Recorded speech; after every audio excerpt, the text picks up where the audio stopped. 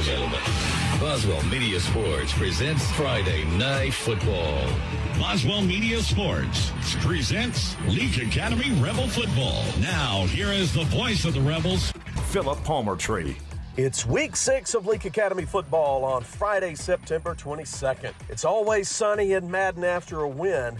And last Friday night, the Rebels sent a big homecoming crowd happy thanks to a 38-33 come-from-behind win against Heritage. A load of second-quarter blunders put L.A. in a 27-13 halftime hole, but the resilient young Rebels outscored the Patriots 25-6 in the second half. Nathan Weaver swept into the end zone with 45 seconds left to grab the lead back for good, and the Leake defense held off the Heritage offense in the closing seconds to preserve the thrilling win. Sophomore quarterback George Wilcox threw for 4 long touchdown passes to lead L.A. in his return from sitting out Week 4 with an injury. Tonight, it's the start of district play. The new kids on the block in District 2, the Copiah Academy Colonels, come to Madden. Copiah has won 20 games over the last 2 years, and they've eliminated the Rebels from the playoffs each of the last 2 seasons. Coach Billy Hankins brings a 4-1 Colonels squad into Madden with a dirty dog defense that thinks they got the right stuff to win the district this year and challenge for a state championship. So,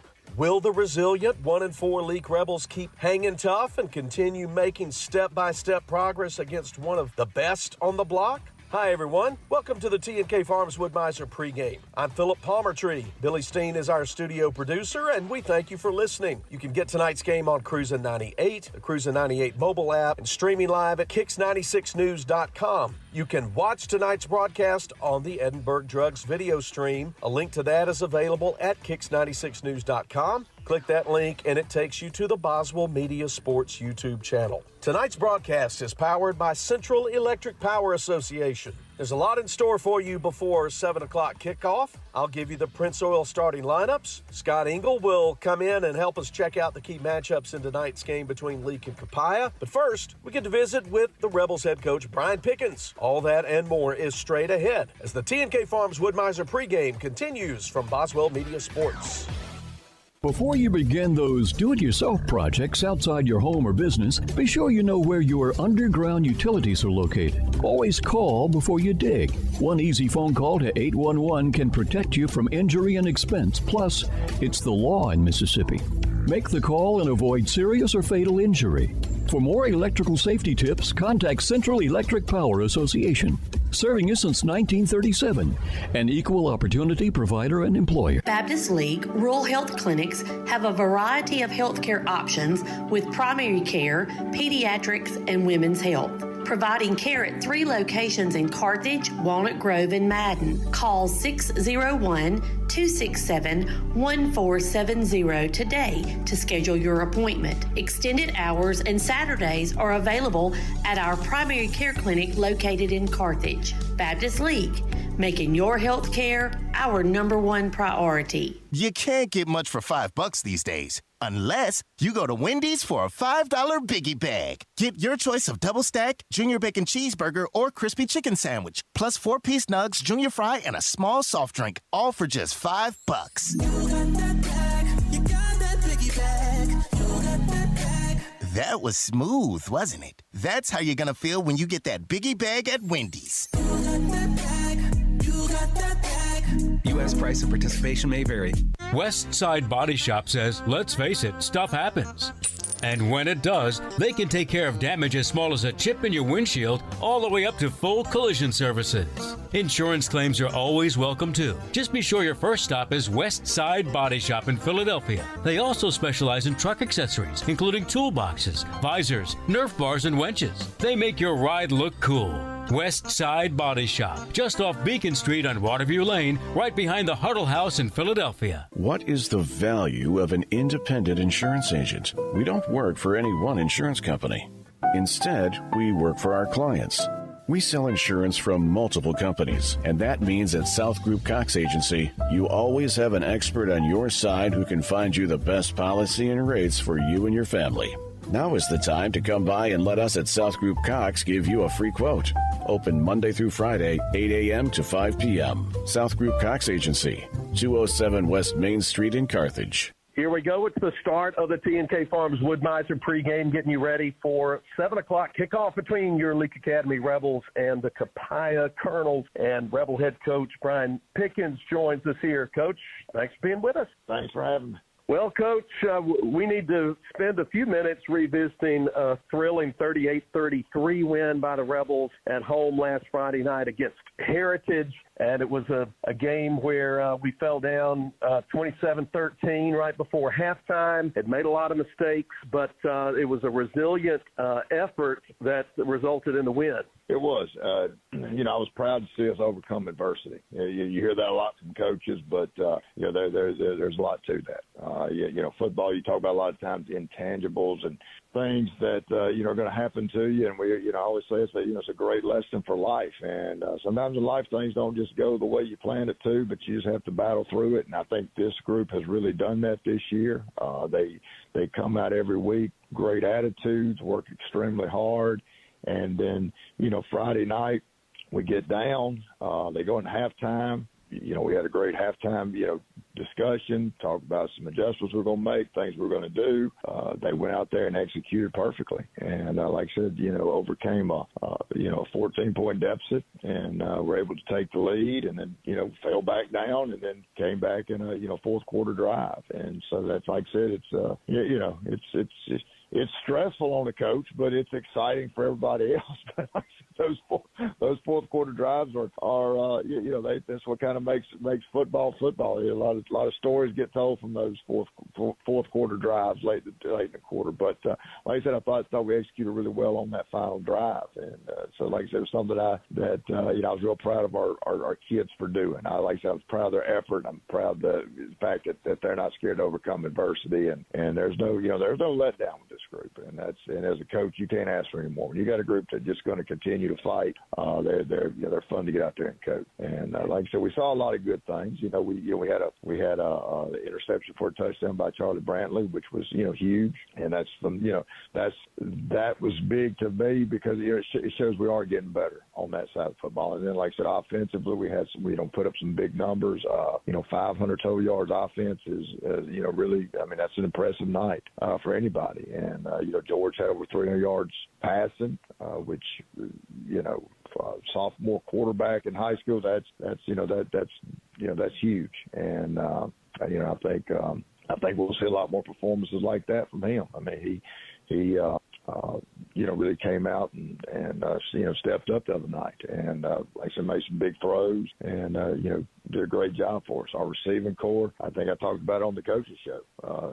20-something years of coaching, I've never seen all four receivers all score touchdowns. That was impressive. And then our running backs, we kind of run by committee because a lot of those guys play on defense or they're wide receivers and Charlie, Camden, and Weaver, they all came in and contributed. I thought our line did a good job opening holes for them. So they had, I can't remember right off, it was, I want to say around 130, 150 yards rushing the other night. So when you can put that all together, you can see the improvement. And, so I'm, like I said, I'm excited as we go forward. Yeah, a couple of follow-up notes on that.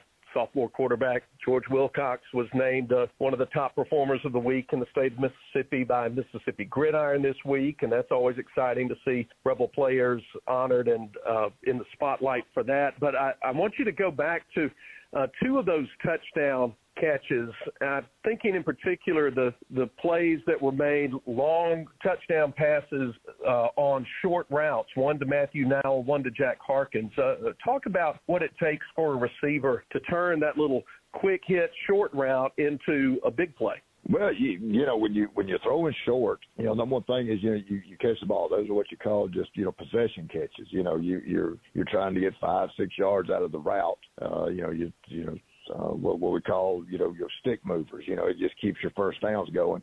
And we talk about turning certain ways to as the coverage is, you turn inside outside. if you were going to give a clinic on the hitch and how you get, yards after the reception, those two would be great film to watch on, because they both hit that thing, made the turn, and, worked straight up field. They went straight up, we'll say don't turn and go inside because there's people coming to get you, or don't go sideways because there's, you got flow coming at you, but they got vertical on them. I mean, they caught the ball, got vertical, and, good things happen. And that's something that I've told them. You work hard, good things are going to happen. And both of them took, 5-yard hitch routes and made them, 40, 50-yard touchdown runs.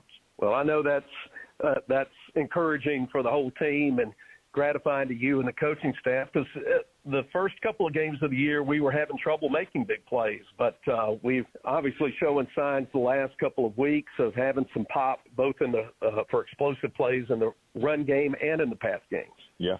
Our offense, I told you a couple weeks ago, I felt like our offense was really starting to click. And I think second half, we had some plays in the first half. But the second half, you really saw us really come together and make it click. And that's just something we've got to continue to work on and get that going. After we take this break, Coach Brian Pickens is going to talk in greater detail about the young men at the back of the defense, the DBs. So we'll hear about the Rebel secondary when we come back as the T&K Farms Woodmiser pregame continues. Register to win a 70-inch smart TV during the end of summer savings sale at Woodstock Furniture Value Center. Bedrooms plus free mattress $798. Living rooms just $698. Dining sets only $398. And queen mattresses $199. Kings $299. Plus, it's all backed by our low price and same-day delivery guarantee with no credit needed and no money down. Only at Woodstock Furniture Value Center in Meridian, Philadelphia, and WoodstockValueCenter.com. It was my turn. I oversaw the ordering of our family reunion custom t-shirts. I had no idea what I wanted, but the girls at In Sports were so helpful. They showed me several ideas and colors that made my decision much easier, and the prices were very reasonable. Thank you to In Sports for filling my order quickly. You'll always be my go-to for personalized t-shirts. Check out their Facebook page to see more cool things they personalize. In Sports, Beacon Street, Philadelphia. Neshoba County Co-op knows that opening day at dove season is one of the most anticipated and popular hunting days of the year. It brings family and friends together. Dove season's one of the first hunting opportunities of fall as the long and hot Mississippi summer ends. Get on over to Neshoba County Co-op today. They've got everything you need to make the big day a huge success.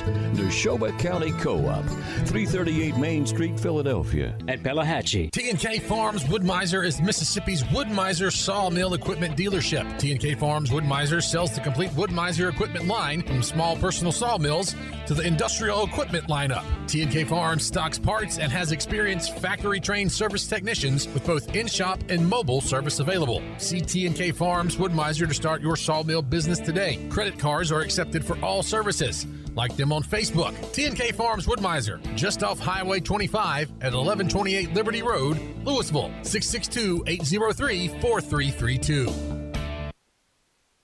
Welcome back to the T&K Farms Woodmiser pregame. We've got a 7 o'clock kickoff coming up between Leake and Copiah, and Leake Academy head football coach Brian Pickens is still with us on the line. And, Coach, we talk about position groups in this segment, and we're going to put the spotlight on the back of the defense. 4, sometimes 5 young men back there who are often the difference between a short gain and the other team's fight song being played.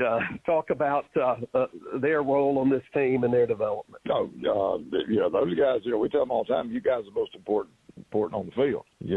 We always say that nobody's any more important than anybody else, but when it comes to that secondary, they are. They are, as I tell them, the defensive line can mess up, and they got the linebackers that will rally and make a play. If the linebackers miss, it's where the DBs come in. And, if they miss a tackle, they miss an assignment, you're going to know what the name of the opponent's fight song is. You're exactly right. That's always my term. We know what their fight song sounds like when y'all mess up. So anyway, they're an extremely important group. And, like I said, we got some good guys get back there. We'll start with our safeties.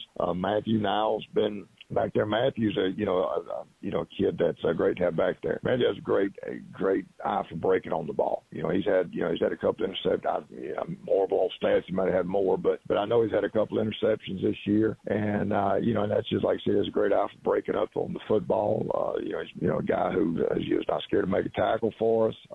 He's what you look for in safety.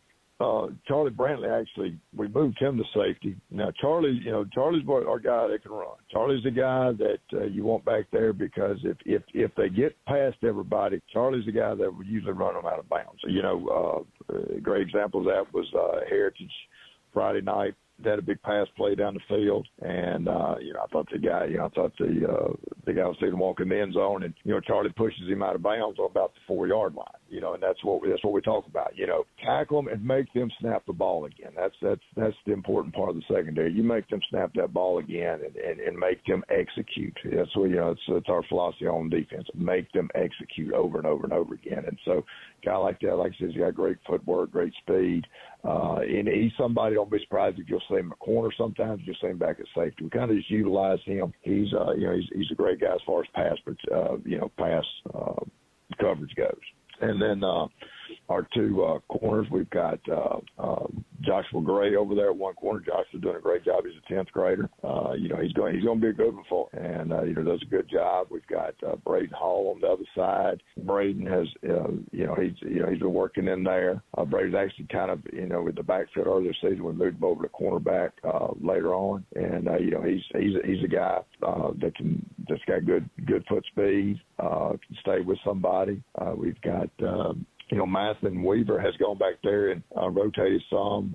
If we need somebody to get below, he's gone in there, plays some cornerback for us, does a good job. Matheson's a great offensive, explosive player for us, and so we just kind of tell him to use his same explosive speed skills over on defense. And then we've had Dylan Massey work over there, some at corner, and Jack Harkins has been back there, some of their safeties. So, like I said, that group, they work extremely hard every week. Today's football now, it's a different football.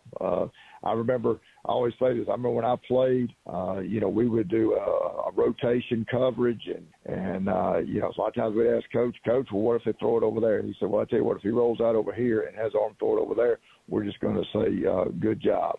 But nowadays they do that. Nowadays those are designed pass routes. That's back in the 80s they would have said you were cheating if you threw the ball and scored. But nowadays that's just the way people move football. So these secondary guys that I mentioned, they're being pressed every play. You hear me talk about the line. The line's always putting hands on somebody and hitting somebody every single play. Well, these guys are. They're getting pressed every play. Every play, people, are looking for that home run ball. They're looking to throw short to make you tackle them. So they have to be sure open field tacklers. They have to have the foot speed to cover the deep pass routes. And as football, changes yearly, like I said, you see more and more spread, more and more passing, 7-on-7 camps, all that stuff. So like I said, to sit out there and throw the football is just what people do. And so these DBs, they have to be, they have to be mentally tough because you're gonna give up a touchdown. Now, we made the joke, if the fight song sounds like, and people got to understand when people throw, they're gonna catch some balls, and we want these guys to tackle them right where they are. Sometimes they're gonna throw, sometimes they're gonna get explosive plays, and as a coach, they're coming. These guys have got to know they're coming, and they've got to be thick-skinned. They've got to be able to just erase that bad play and go on and do it again because they can't have a long memory because, like I said, it's a pressure-packed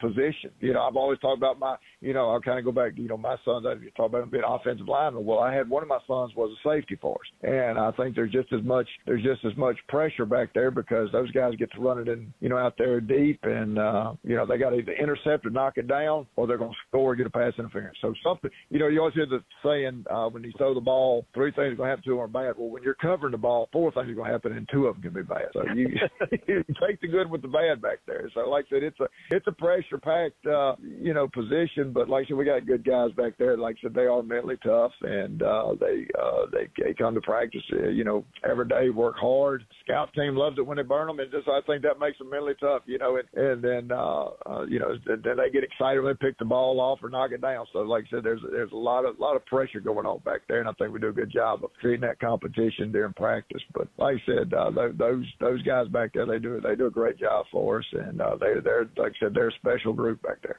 I know it's a tremendous asset for Coach Josh Ray and for you to have some rotation options back there, and I particularly think about Joshua Gray and Braden Hall, for whom I think just in the last 4 weeks it looks more and more like they've become accustomed to the speed of the game, or sometimes we say the game has slowed down for them, and they're really starting to contribute, and that helps keep everybody fresh back there, doesn't it? Oh, it does. You want to get more players on the field. The days of what they call the Iron Man football. That's nice to talk about, but there's like I said, there's a lot going on, and you can literally. I know when I first started coaching, your running back was usually your free safety, your quarterback was one of your corners, and some wide receiver was your other corner. That's the way you did it. And those guys could stand out there all night and sometimes not see action because people are running the eye and they're running, inside lead up in there. But nowadays, it's spread. These guys have got to, they got to have linebackers. I mean, when you start talking about all the screens that people throw, I mean, they've got to come off blocks. They got to make plays. They've also got to be sound enough that, if you've got the deep half of that coverage on this screen, you got to be ready for the wheel route, they'll stalk and go, all that type of stuff. And then you got just your short routes you got to come up and make plays on. And then you've got the, as I call them, the home run hitters, that you've got to be back there. And a lot of times you're back there one-on-one, and it's just you and a wide receiver. And, you got to make the play. So yeah, it's nice to have fresh legs out there, guys that can run with these guys, and these guys, they are getting better. And you're exactly right. In that position, you're playing away from the ball, and things are happening extremely fast back there. So I think, as you said, I think the game has kind of slowed down for them. They can see it better. They can see what's coming. They can see what moves are happening and what that's going to mean after that.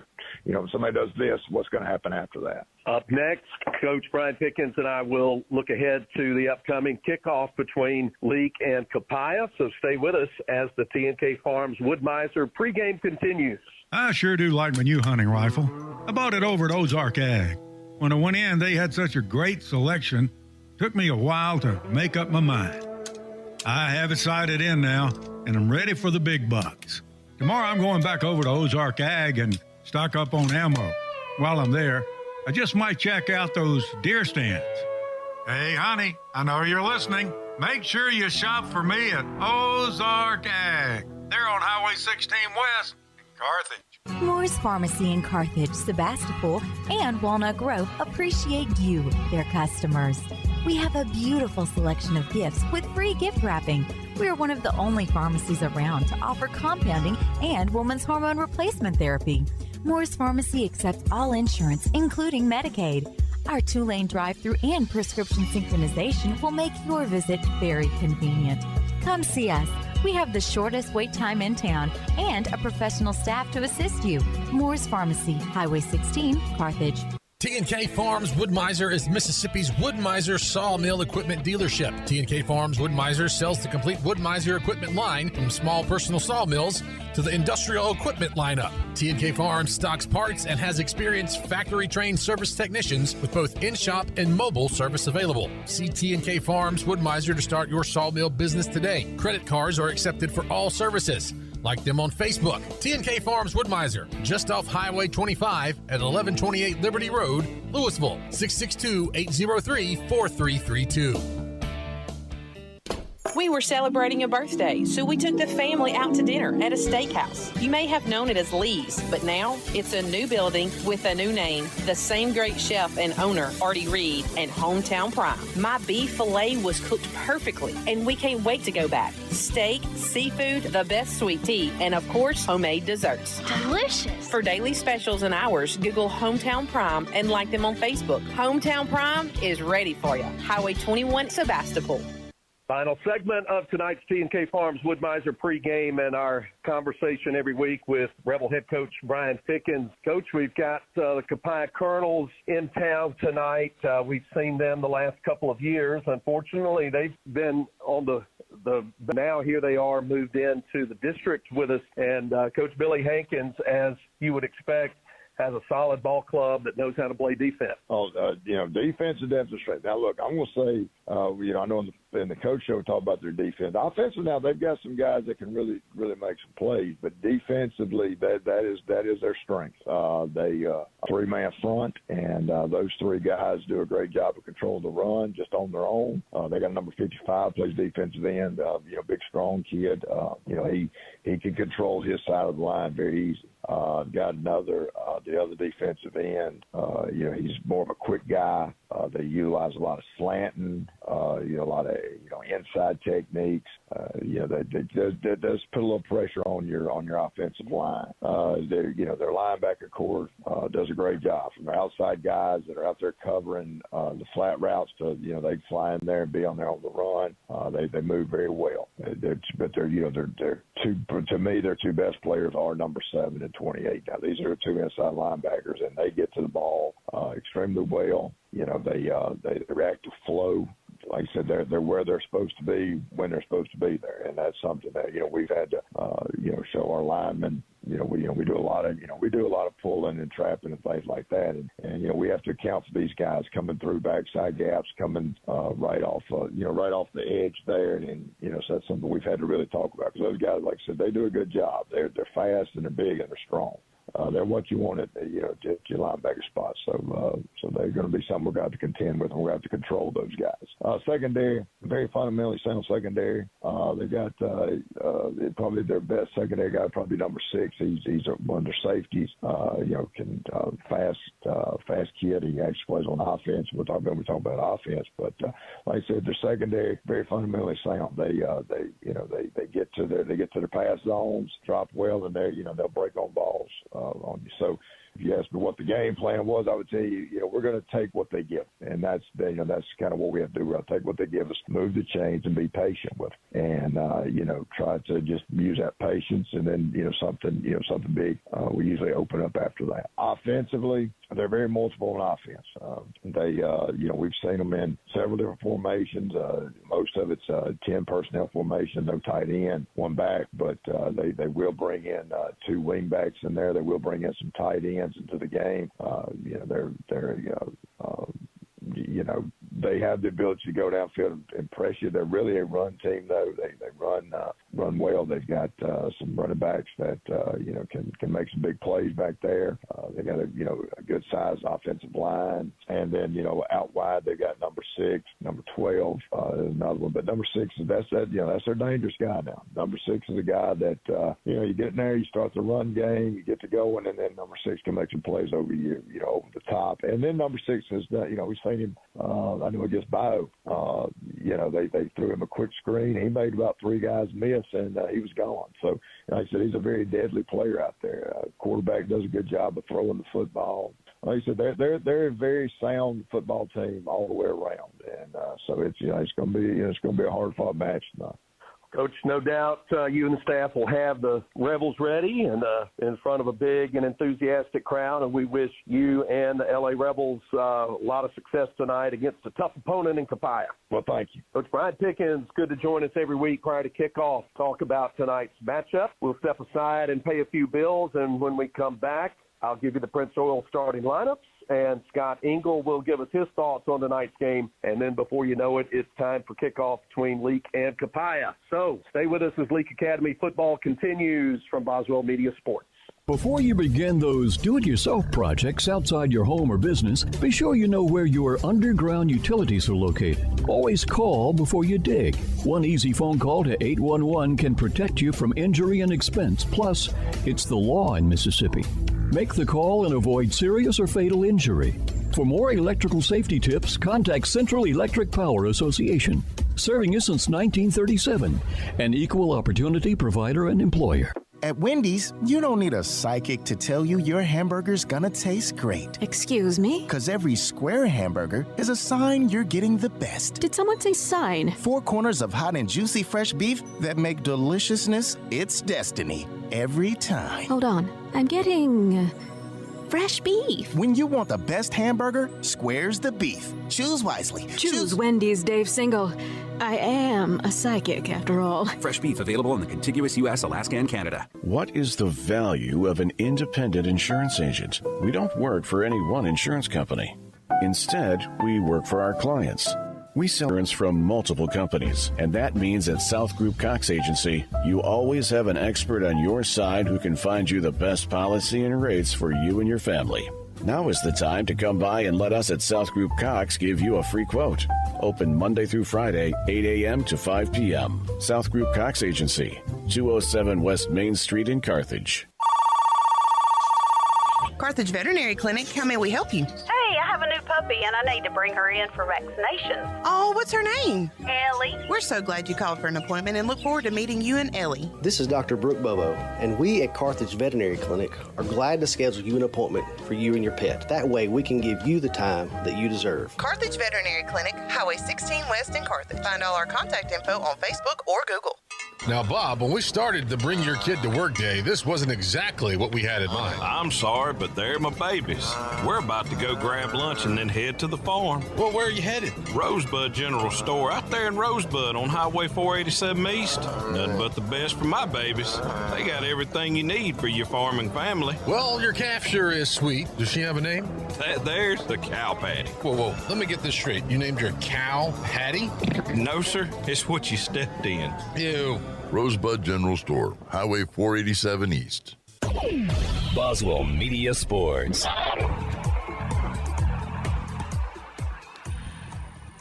T&K Farms Wood-Mizer pregame continues from Thagard Field in Madden.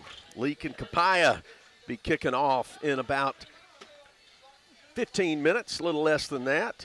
And we're glad to have you here. I'm Philip Palmertree, and we'll bring Scott Engel in with us in just a minute, but let's race first to the Prince Oil starting lineups presented by all the locations of the junction all around East Central Mississippi, all the way up to Oxford, all the way down to Ridgeland, all the way over to Newton, Union, Louisville, Philadelphia, Carthage, and I'm sure I missed a few. I didn't have them written down, but and I think there's one in Pelahatchie too. We're going to be in Pelahatchie in a couple of weeks. But glad to have you with us. Let's get to the Leake Rebels starting lineups tonight. Couple of injury notes. First, Caden Chipley still out with a shoulder injury, and then saw on crutches earlier Pete Peebles, defensive lineman. He's out tonight, not dressed out, but everybody else dressed out and got starting lineups for you. We'll start with the offense tonight for L.A. Touching the ball first is sophomore Connor Moore, center. Sophomore 5'10", 265. On the left side of the line, Hayden Jenkins at left tackle, 6'1", 228 junior. At left guard, John Wyatt King, 5'11", 255, a sophomore. And then the Walsworth brothers on the right side of the line. Tanner Walsworth at right guard, freshman, 6 foot tall, 227. Big Carter Walsworth, a senior at right tackle, 6'2", 308. The receivers, Mathen Weaver, 6 tall, 145 junior. Ben Jackson, a senior at 6'3", 198. Now he's the leading receiver on the ball club after getting 101 yards of receiving action last week in the win over Heritage. Jack Harkins, junior at 5'11", 136 at receiver. And also we'll see Matthew Nowell spread wide as well. He's a junior, 5'10", 141. H-back will be Major Chandler, freshman, 6'1", 218. And the running back getting the start tonight will be Charlie Brantley, the senior, 6'1", 145. He ran for 43 yards on 14 carries last week. And we'll also see some of Mathen Weaver and also Camden Marble carrying the ball as well for L.A. And QB1, calling the signals, George Wilcox, sophomore, 6 foot tall, 225 sophomore. He was a Mississippi Gridiron top performer after that great performance last week against Heritage. He went 15 for 25 for over 300 yards, threw 4 touchdowns, 2 interceptions, threw 4 long scores to 4 different receivers in that ball game. Special teams, Ben Jackson, the long snapper, Seth Martin, the holder. Seth will probably carry the punting duties tonight. Reese Atkinson is available if needed. On defense, in the middle, it's Hagan Bobo, 6'1", 240, a junior. Owen Hitt at one defensive end, 6 tall, 176. Senior John Donovan getting the start tonight at the other defensive end, and he played very well last week against the Patriots as well. The linebackers, Kobe Kemp in the middle, sophomore, 5'10", 190. Tyler Winstead on the outside, junior, 5'10", 157. And on the other side, Grayson McDonald, a junior at 6 foot tall, 197. Cornerbacks, Joshua Gray, sophomore, back in the starting lineup, 5'9", 140. We'll have Charlie Brantley at the other corner.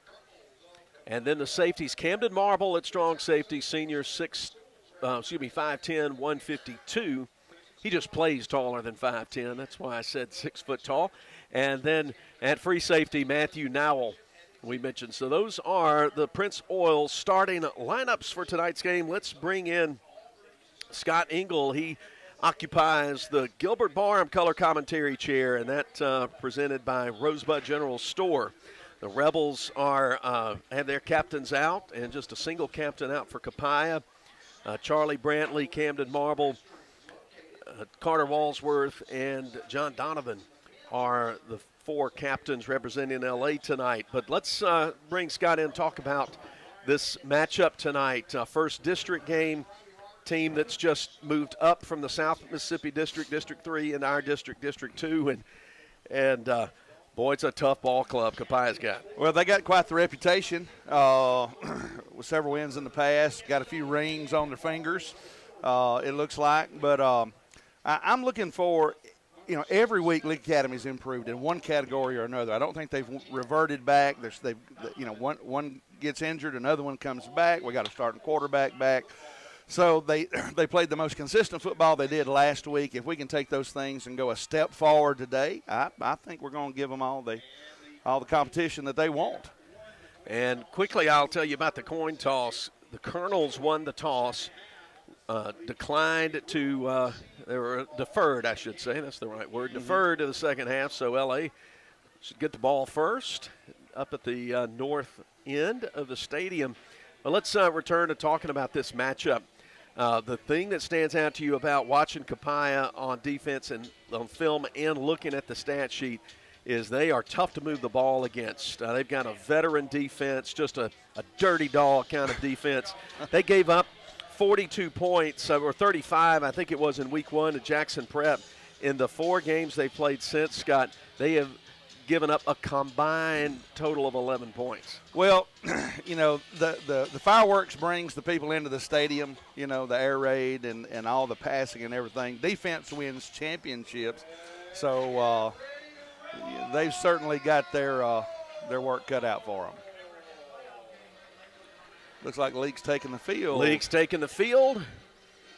We'll take a moment and mention to you for a lot of the pregame, the internet speed has been just nothing short of terrible, so the image may be a little fuzzy or a little choppy. We apologize for that, and it's not a thing we can do but stay plugged into where we are. The Rebels taking the field. They're in Navy helmets, Navy jerseys, gray pants, white numbers, and the shoulder stripes. Copiah in white helmets, white jerseys with I love this about Copiah. Their numbers are always big and easy to read, big blue yes, sir. Font and blue jerseys. We'll continue the T&K Farms Wood-Mizer pregame. We'll talk about talk about the weather and some of the other games going on. But first, we'll step aside for this break as Leake Academy football continues. When dealing with something as complex as taxes and payroll can be, you can turn to Weaver Tax and Accounting to make things easier. Their professional staff works diligently to make sure your business and personal returns are complete and finished in a timely manner. Weaver Tax and Accounting will also execute your bookkeeping and payroll, bringing you the best in tax services since 1979. Weaver Tax and Accounting, 20 South Street, Sebastopol, and 109 Chadwick Avenue in Walnut Grove. Total Pain Care's mission has always been to reduce suffering, increase function, and provide a better quality of life for every patient. Dr. Eric Pearson and Dr. C.C. Martin are committed to treating patients with the highest standard of care. Total Pain Care has full-time clinics in Meridian and Philadelphia, providing a convenient option for Neshoba County and surrounding areas. Total Pain Care, located in the Medical Arts Clinic at Neshoba General Hospital. Here to help you get back to living your best life. Is this a familiar sound that seems to be never-ending? Money for this, money for that? Don't worry. Eastside Pawn and Gun to the rescue. Take your pawn to them in exchange for the loan you need to help you through unexpected seasons. Confidentiality will always be respected when you do business with Eastside Pawn and Gun. So what are you waiting for? Stop the fretting and get on over there. Eastside Pawn and Gun, Highway 16, Carthage. Hello, Rebel fans. It's time for Kickoff. Moore's Pharmacy welcomes you to an exciting night of Friday night football. Moore's Pharmacy takes great pride in supporting Leake Academy Rebels, the perfect place to start your weekend. Okay, Rebels, let's kick it off. Boswell Media Sports. Kickoff just about to happen, presented by Moore's Pharmacy. First, let's talk about the weather for a second. 80 degrees at kickoff, very comfortable. What little breeze there is a north breeze, so that cools down the crowd a little bit more. And about 50% humidity. Couldn't be much more comfortable than that for late September. Just a day late. Happy 21st night of September for those of you who observe. That was last night, but sometimes, you know, it's season's greetings on that for all you Earth, Wind, and Fire fans out there. Copiah coming in at 4-1 on the season. We want to remind you to play Kicks Picks. You get a Hometown Prime gift certificate if you're the weekly winner when you submit the picks at Kicks96news.com. Cumulative winner for the season gets a Bayou Bayou Ceramic Grill. There it is, from Ozark Ag in Carthage, and that's free to play every week. Hope you'll do that. Danny Roan from Ethel won it last week, so congratulations to him. I think I got that right. I'm trying to go off memory. I have it in my phone. I'm going to go back. I'm going to look it up because if you win Kicks Picks, the guy on the radio needs to say your name right. It couldn't happen to a better person. Brian Roan. Sorry, Brian Roan of Ethel. Sorry about that, Brian. Congratulations, Brian. The Copiah Colonels from Gallman kicking it off right to left. Folks still filing into the stands here on the home side. Glad you're with us tonight on Cruisin' 98 and on the Boswell Media Sports YouTube channel. A link to tonight's Edinburgh Drugs video feed is available at Kicks96news.com. There's a bunch of people here. Coming forward on it, Ren Carr kicks it in the middle of the field. It hits at the 10 and picked up on one bounce by Mathen Weaver. He comes right side to the numbers, 20, then gets wrapped up and wrestled down near the 25-yard line. They'll say the 23 is as far, maybe the 24 is as far as he reached.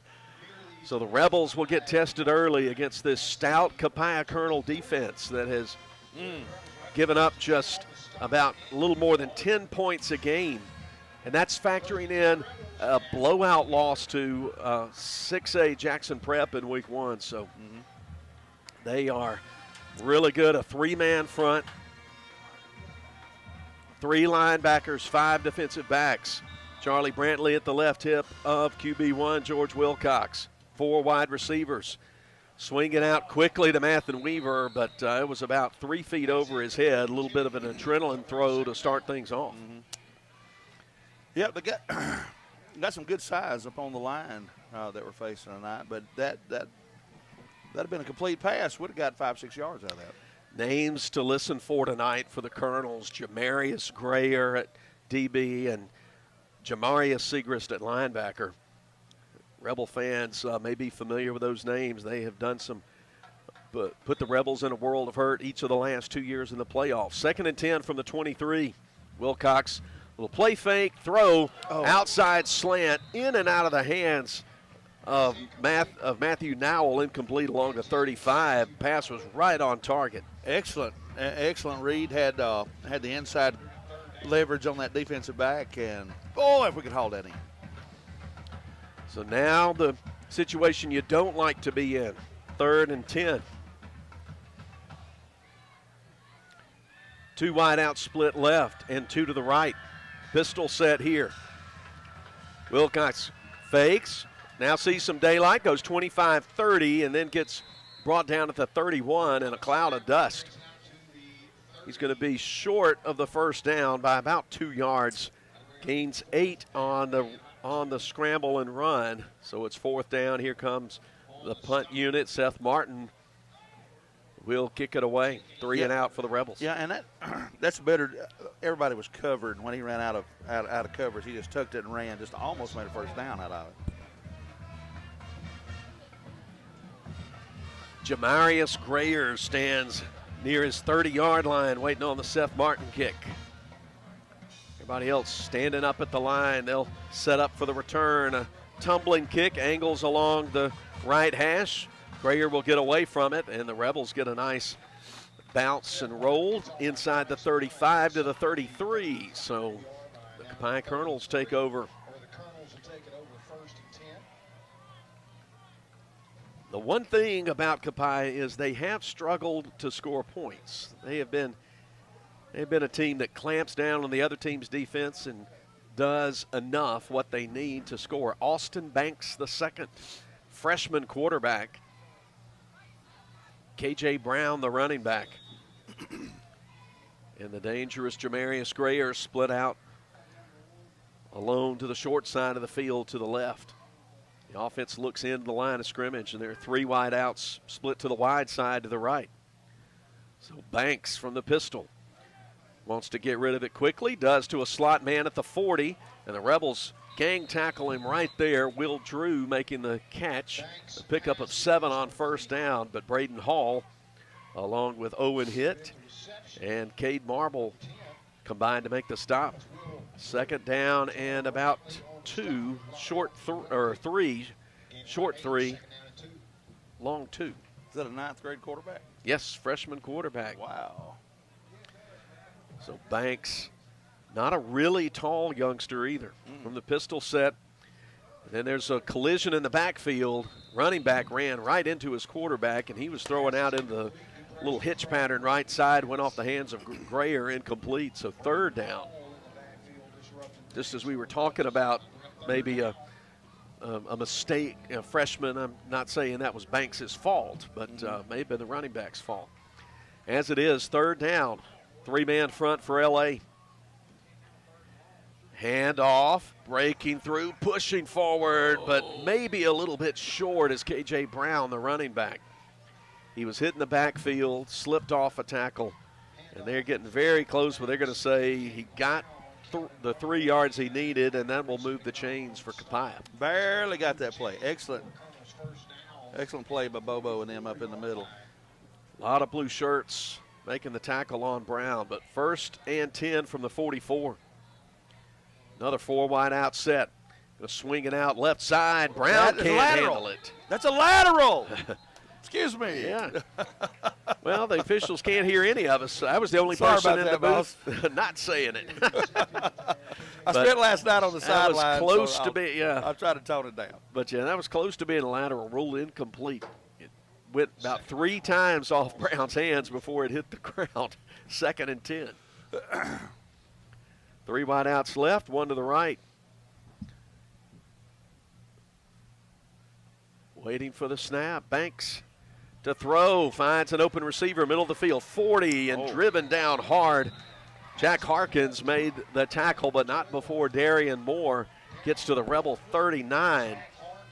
That's a gain of 22 and a Colonel first down. Found that little sweet spot between the safeties in the back and took advantage of it. Slot receiver just went straight up the hash marks and got into found an open window there. Good throw by Banks. Back-to-back first downs for Copiah. 9:18 on a ticking first quarter clock. First quarter presented by the Leake County Co-op. Banks, a little play fake, rolls out of the right, being pressured, and he'll throw it away into the far sideline as Grayson McDonald and John Donovan were bearing down on him.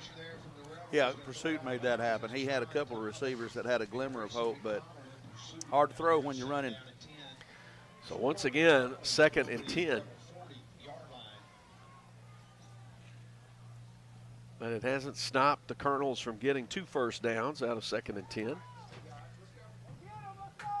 They'll put 2 receivers to each side. Ball right in the middle of the playing field. Handoff Brown. Some daylight. 35. Breaks outside. 30. 20. Hit at the 10. And he'll go down at about the 7-yard line. Big gain of about 36 yards and a 1st and goal. Yeah, Joshua Gray came up and made the secure tackle, but had excellent blocking on that outside edge. Copiah knocking at the door. They say the 8-yard line is where we are. First possession of the ball game.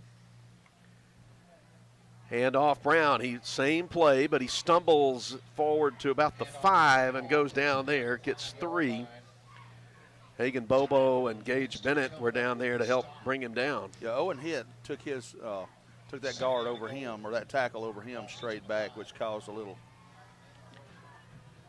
Pistol set, 2 H-backs, 2 wide receivers. Again, Brown into the line. He stumbles and falls forward to about the 3, and the Rebel defensive line had a lot to do with that stumble. Yeah, Bobo manned up on the center and held his ground, and he had there was room behind him, but not in front of him.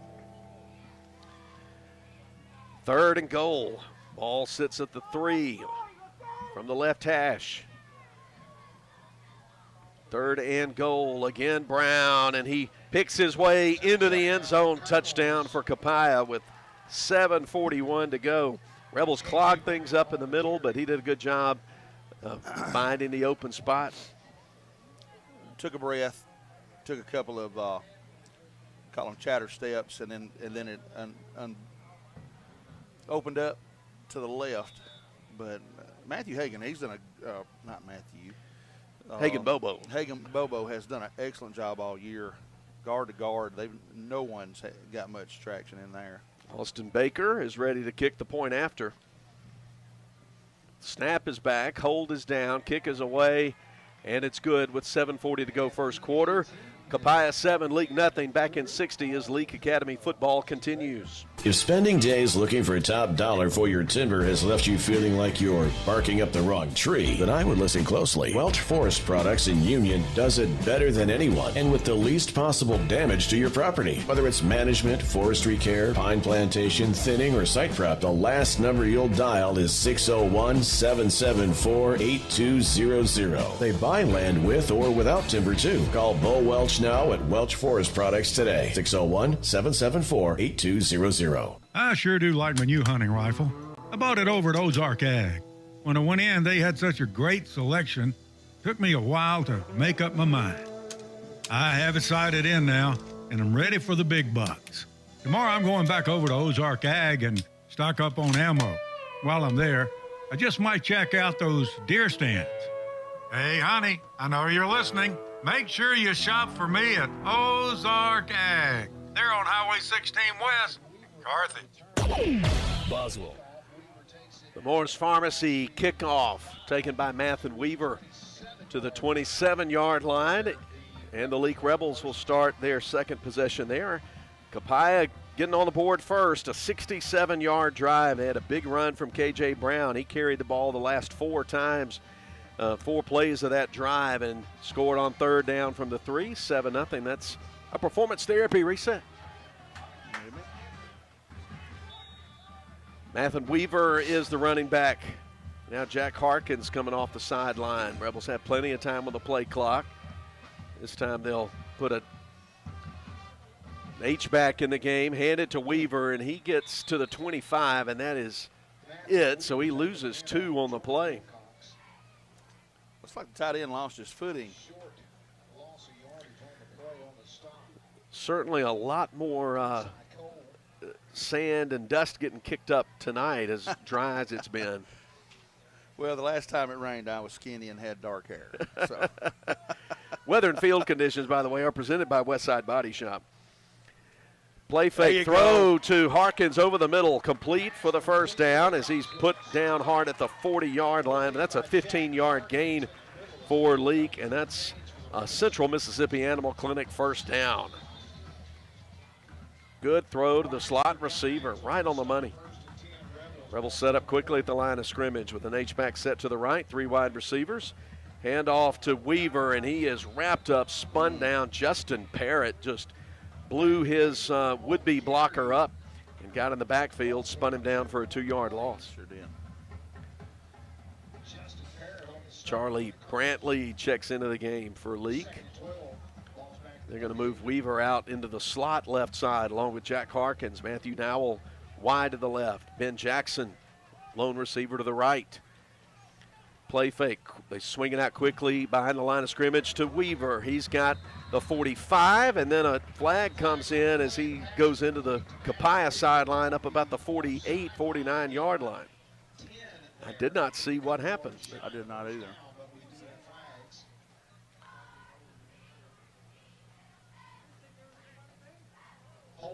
So it must have been on the receiver out there. I certainly didn't see it. There was only one other Navy shirt out there.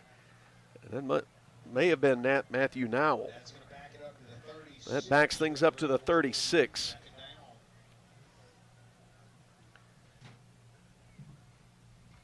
So now 2nd down and 14 from the 36. You need to get to midfield for the first down. Wilcox to throw. Dumps it underneath. Brantley puts one would-be tackler down with a stiff arm and then gets tackled at the original line of scrimmage, the 40. As Quincy Cole and Jamarius Grayer came to make sure he didn't go any further. 3rd and 10, and we've got the Heat timeout. We'll be back in 60 seconds as Leake Academy football continues. My knee rehab was 100% successful thanks to Performance Therapy. They sat down with me and created a plan to ensure I would achieve my personal rehabilitation goals, and they encouraged me to get the most out of every session. Performance Therapy provided plenty of material for me to continue my rehab in between sessions too. Hopefully I don't have to see them in the future, but if I did, I would definitely choose Performance Therapy again. For more information, go to performancetherapyms.com. Performance Therapy, Carthage, Philadelphia. Moore's Pharmacy in Carthage, Sebastopol, and Walnut Grove appreciate you, their customers. We have a beautiful selection of gifts with free gift wrapping. We are one of the only pharmacies around to offer compounding and women's hormone replacement therapy. Moore's Pharmacy accepts all insurance, including Medicaid. Our 2-lane drive-thru and prescription synchronization will make your visit very convenient. Come see us. We have the shortest wait time in town and a professional staff to assist you. Moore's Pharmacy, Highway 16, Carthage. Boswell Media Sports. 3rd and 10. Wilcox throws, pass a little bit behind Matthew Nowell. He couldn't reel it in at midfield, and it'll be 4th and 10 coming out of the Heat timeout. Yeah, about a half yard behind him. Would have. If he could have caught that ball and leaned forward, been mighty close. Seth Martin stands at the 25 to punt for the 2nd time tonight. Jamarius Grayer at just backing up inside his 25. Low snap, but no rush coming. He puts a nice high kick. Hits at the 40, takes an LA bounce, now turns sideways along the 36. Kobe Kemp will put his left hand on it, and that's where Copiah will start. Can't live in the past. That was last week. 36-yard line with the Colonels leading 7-0 with 5:37 to go in the first quarter. First quarter presented by the Leake County Co-op. About a 20-yard punt, but when you're punting the ball, no return's a good return. So.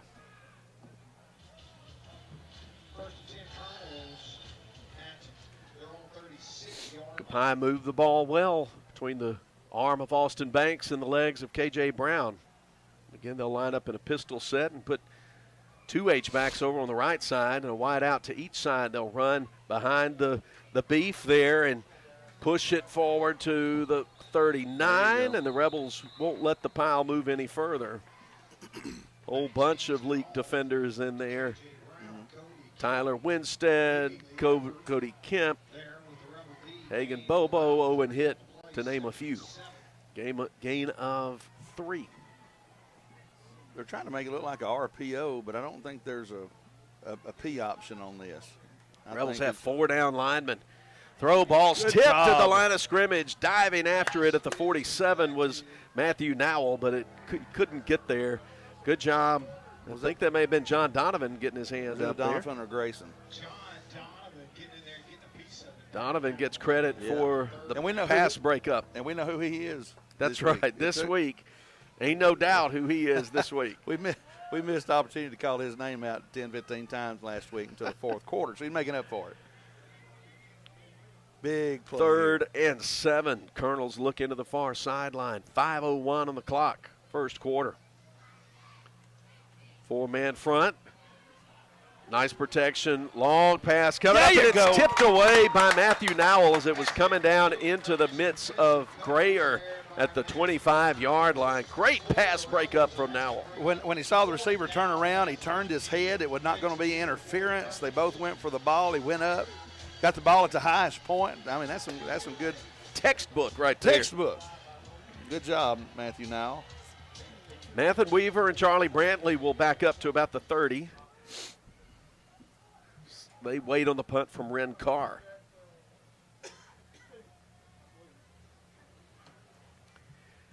And he'll boot it end over end toward the right side, hits at the 25, takes an LA bounce toward the 30, and then Anthony Walden will stop it from getting past the 27, so Leake turns Copiah away in 3 plays. Gets the ball back with 4:45 to go first quarter. Copiah 7, Leake nothing in this opening District 2 ball game in MAIS 5A. So we're starting back at the 27. That's where we started last week. Right where we were. Games going on among district teams. Simpson is at PCS. East Rankin hosting a MIT school from Louisiana. And Lamar is at Heritage. So this is the only district game going on tonight. 1st and 10, Rebels from the left hash. 3 wide receivers, H-back Chandler to the left. Quick throw in the slant, again bobbled off the hands of Weaver at the sticks, and hitting him hard was Walden, the safety. Yeah, that would have been about a 5-6 yard gain there, but man, safety's coming in hot and just couldn't, just like concentrated on the ball. His eyes didn't come off of it, just couldn't handle it. It came in sort of hot on him. 2nd down and 10.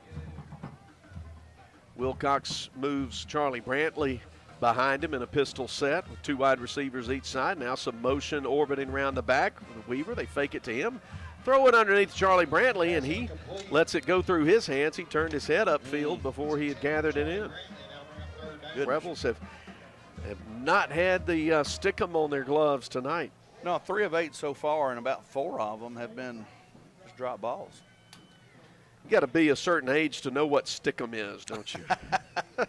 Who was that? The Steelers? That was Steelers? No, that was Fred Bolitnikoff with the Oakland Raiders. The Raiders just had it all over his body, basically. I'd have hated to have been his locker mate. Oh yeah, they said that was terrible. I'd hate to be the clubhouse manager, have to do that laundry. 3rd and 10 for the Rebels. Rush from the outside. Wilcox escapes, flags down as the ball is caught along the far sideline, out of bounds at the 40-yard line, Jack Harkins, but I'm expecting a hold. It is. He's holding that hand. Can't blame him for trying. Of course, Coach Billy Hankins would accept that. 3rd and 20. Back it up to the 17. Leake will have to do it again. They'll bring Weaver and Jackson off the sideline for this 3rd and long play. You know, the definition of holding has changed over the years, but when you got your arms out, they're going to call it every time. Nowell splits out to the left.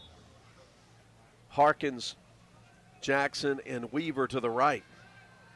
3-man front for Copiah. And looking to throw it deep is Wilcox. Beautiful spiral up the right side. Nathan Weaver gets it at the 40-yard line in Copiah territory, down to the 37. Dropped it over the 2 defenders deep and right into the hands of Weaver for a huge gain. Added up real quick, 33 plus 13 is 46 yards. Wow. And a Central Mississippi Animal Clinic first down. Beautiful pass and catch. That ball went 10 feet above our head up here in the press box. Major Chandler checks in, goes to the left side of the line as an H-back. Now they move him to the right. Play clock under 7. Play fake, quick throw complete to Weaver at the 28. And he is upended at the 25. Well, that's going to be a 13-yard gain and another Central Mississippi Animal Clinic 1st and 10 for the Rebels.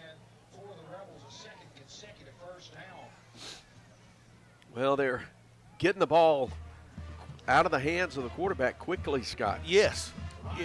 It don't matter how big your defensive linemen are. If you done threw the ball, it don't matter. 3-man front. Rushers come to the edge.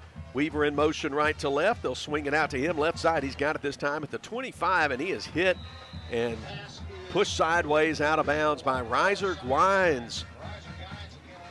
Senior came up, read it well. No gain on the play on the pass completion. Glad I asked my friend Bryce Chapman upstairs how to pronounce Riser Gwines' name. It's Gwine. Not easy. I'll put it this way, there's a lot of ways to get it wrong. Well, look, brother, if your job was easy, someone else would be up here doing it. You do a great job, Philip. Thank you. 2nd and 10 from the left hash. 2 wide receivers. Hand off to Brantley. He's trying to find the corner. Ducks inside the defender. Stays on his feet at the 20 and then is grabbed around the shoulders. Spun down at the 19. That's a gain of 6. Puts the Rebels in something a lot better there, 3rd and 4. Wilcox comes over to Cody Burns on the sideline clock, ticking 2:42 to go in the Leake County Co-op first quarter. You know, this drive is something we're seeing more and more of game after game. Little run, little pass. Take advantage of what they give. This time 2x2 receivers. Brantley at the left hip of Wilcox. They looks left, throws it just a little tall and a little bit behind Matthew Nowell along the 10-yard line, incomplete, 4th and 4. So I'm expecting Coach Brian Pickens to keep the offense out there. I would. That would be my call. 7-0 ball game, 2:22. Clock stopped after the incompletion. They do need to get to the 16 for the first down. Really about the 15, 4th and 4 from the 19. They're in the David Barham Insurance red zone. Knee-high snap, quick throw. It's there for Nowell, who makes the grab, stays in bounds at the 10, dives for the pylon, and that's 6 for the Rebels. Dancing, bobbing, weaving out on the left side was Matthew Nowell, and he just reached the ball out and hit the pylon with that ball with 2 hands. And the Rebels are an extra point away from tying the game. That was a fine play right there, buddy. Yep, great job catching it with your hands. That's all you can do out there, out about eye level. I thought that ball was overthrown by about a yard, and he made up some ground. And now Nowell gets to kick the extra point after his touchdown out of the hold of Seth Martin. Ben Jackson snap is back, kick up, away, and good. 2:12 to go. We've got a tie ball game back in 60 on Boswell Media Sports. T&K Farms Wood-Mizer is Mississippi's Wood-Mizer sawmill equipment dealership. T&K Farms Wood-Mizer sells the complete Wood-Mizer equipment line from small personal sawmills to the industrial equipment lineup. T&K Farms stocks parts and has experienced factory-trained service technicians with both in-shop and mobile service available. See T&K Farms Wood-Mizer to start your sawmill business today. Credit cards are accepted for all services. Like them on Facebook. T&K Farms Wood-Mizer, just off Highway 25 at 1128 Liberty Road, Louisville, 662-803-4332. Did you know most people overpay by up to 50% for individual health insurance? David Barham Insurance will save you that. Plus, David has the best rates on the market for Medicare supplements. The solution is not on the internet or far away. It's right here in Carthage. David Barham, a local insurance agent you can trust. Make sure you have the best coverage and price. Call David Barham, 601-941-1280 on the north side of the square in Carthage. Boswell Media Sports. Here's the Moore's Pharmacy kickoff after the Rebel touchdown. Taken around the right side, Darian Moore looking for a lane, finds it along the numbers 30 to the 35, and 3 Rebels stop him right there. Matthew Nowell, Braden Welch, and Dylan Massey all combining on the stop at the 36. But here's the performance therapy reset on that drive. 73 yards, 7 plays, and a 4th down play. 19 yards from Wilcox to Nowell for the touchdown. Nowell's extra point has tied the game. Yeah, it took a little over 2 minutes. That was just a good drive. C.J. Brown looks for running room, breaks to the outside, but is clipped from behind by Kobe Kemp. The middle linebacker got him along the heels, stopped him after a gain of just 1. Yep, Tyler Winstead was out there. Look, we got ourselves a ball game right now, son. That's right, under minute 45 to play in the Leake County Co-op first quarter. Some other games going on tonight that are interesting to us. Pillow is at Starkville. Pillow's the next week opponent for L.A. Magnolia Heights at Bio. I'll tell you about some of the MHSAA games shortly. 2nd and 9. Brown scoots around, bangs off a couple of Rebel defenders, and finally bangs off Camden Marble, goes to the ground right at the stick for the first down. Call it the 47-yard line for the gain by Copiah. They got 10 on the play. Some battle going on in the trenches up there. Quick feet from C.J. Brown. Pistol set, 2x2 receivers for the Colonels. They'll do a little push pass out to Moore. Moore coming around. Flag is down, and he gets leveled before he can turn the corner at the line of scrimmage. Cody Kemp and Grayson McDonald. Yep. Slobber knocker of a hit there. I don't use that word lightly. They certainly discombobulated that play. Holding is the call against Copiah, so 1st and 20. Yeah, it must have been, I didn't see it, but there's 2 or 3 yellow hankies going in there. Some other games going on tonight. Got the Battle of the St. Joes, Madison St. Joe at Greenville St. Joe, Velma Jackson at Leake Central, Union at Lake, Philadelphia at West Lauderdale, Forest at Scott Central.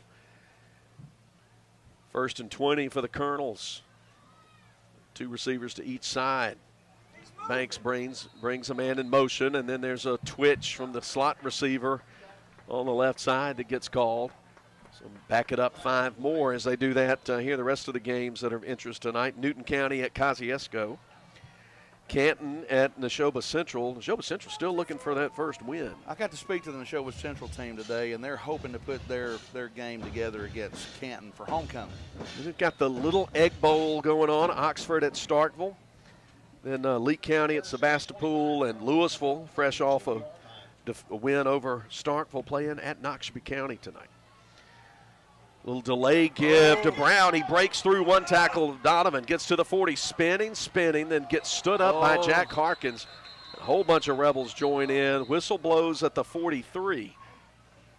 That ball came up on top of his shoulder pads for a moment. I thought they were going to be able to grab the ball away from it. So still a long way to go with the first down. That's the end of the first quarter. 7-7 ball game. Back in 60 seconds with the start of the second quarter as Leake Academy football continues. Carthage Veterinary Clinic, how may we help you? Hey, Hey, I have a new puppy, and I need to bring her in for vaccinations. Oh, what's her name? Ellie. We're so glad you called for an appointment and look forward to meeting you and Ellie. This is Dr. Brooke Bobo, and we at Carthage Veterinary Clinic are glad to schedule you an appointment for you and your pet. That way, we can give you the time that you deserve. Carthage Veterinary Clinic, Highway 16 West in Carthage. Find all our contact info on Facebook or Google. Before you begin those do-it-yourself projects outside your home or business, be sure you know where your underground utilities are located. Always call before you dig. One easy phone call to 811 can protect you from injury and expense. Plus, it's the law in Mississippi. Make the call and avoid serious or fatal injury. For more electrical safety tips, contact Central Electric Power Association, serving you since 1937, an equal opportunity provider and employer. Boswell Media Sports. Back at Thagard Field, start of the second quarter. Leake 7 and number 6 Copiah 7. Colonel's ball 2nd and 13 from the 38-yard line. And Banks throws to the slot man, complete at the 47, and good open field tackle by Jack Harkins. He wrapped up Will Drew and spun him down right away before he could get to the 50. So now 3rd and 9 to go for the first down. Very impressive on defense so far. They've got some weapons, and they're just playing good fundamental football. Ball rests near the right hash.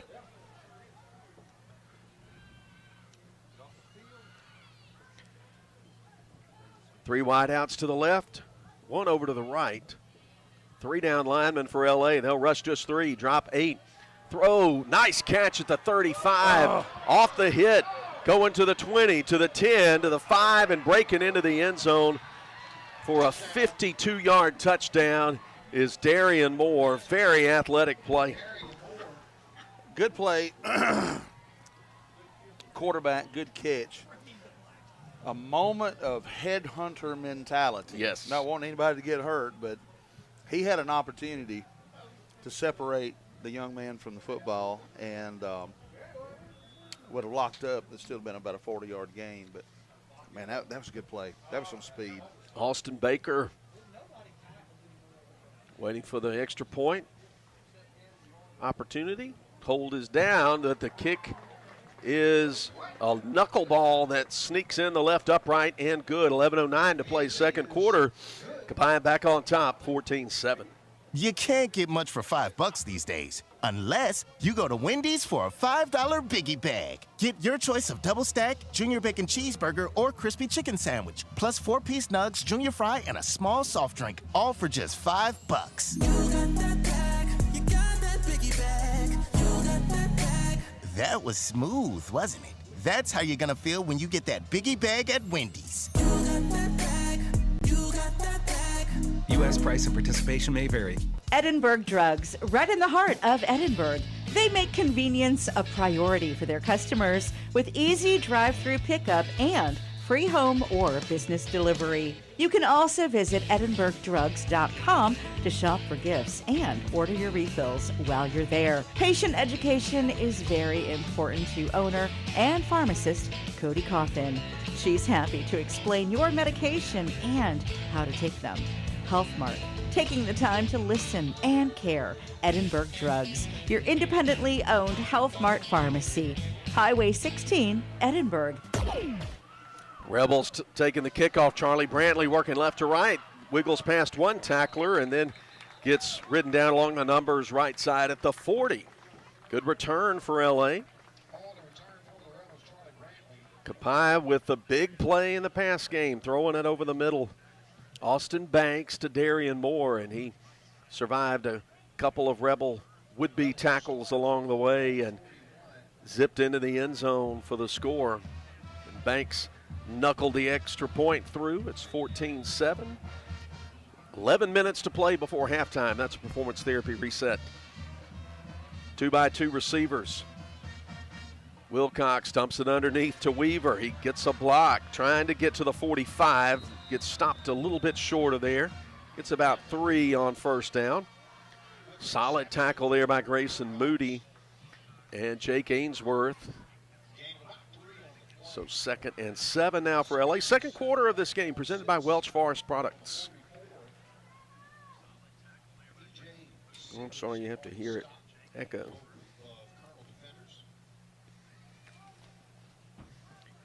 Rebels moving right to left. Load it heavy to the left side, run it to the right with Weaver trying to follow some blocks, but he cannot fight his way back to the line of scrimmage. Credit Quincy Cole for knifing through and making the tackle. Lost about half a yard, ball right between the 43, 44-yard line. We'll call it 3rd and 8.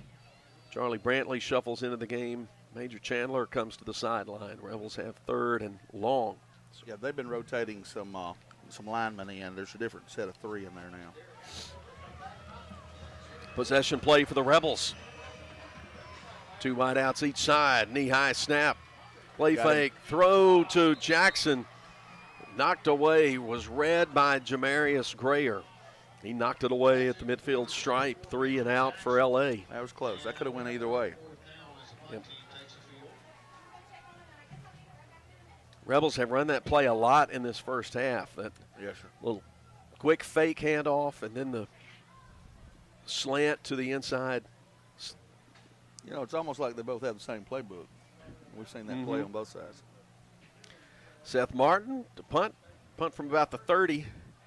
Gets it away. That's a good one. Colonel set up for return. Spiraling kick hits inside the 35, and it'll go sideways toward the L.A. bench, and it'll be grabbed by Dylan Massey along the 35. 14-7, 9:28 to go, second quarter.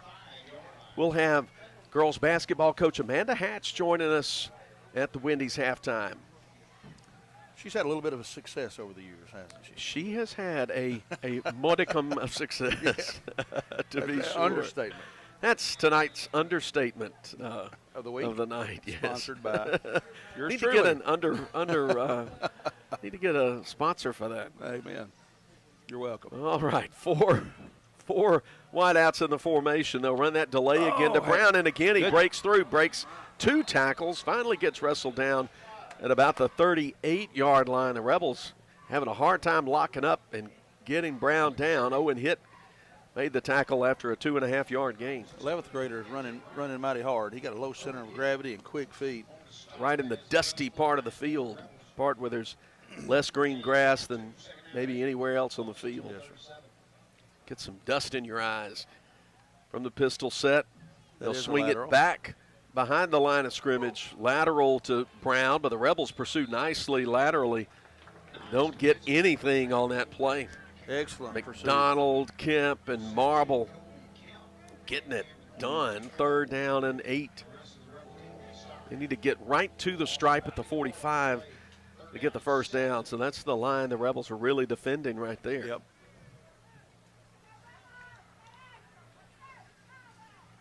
Harkins and Nowell back at safety, 2 deep there. 3 down linemen. Last couple of times there. Banks to pass, going to go deep up the left side.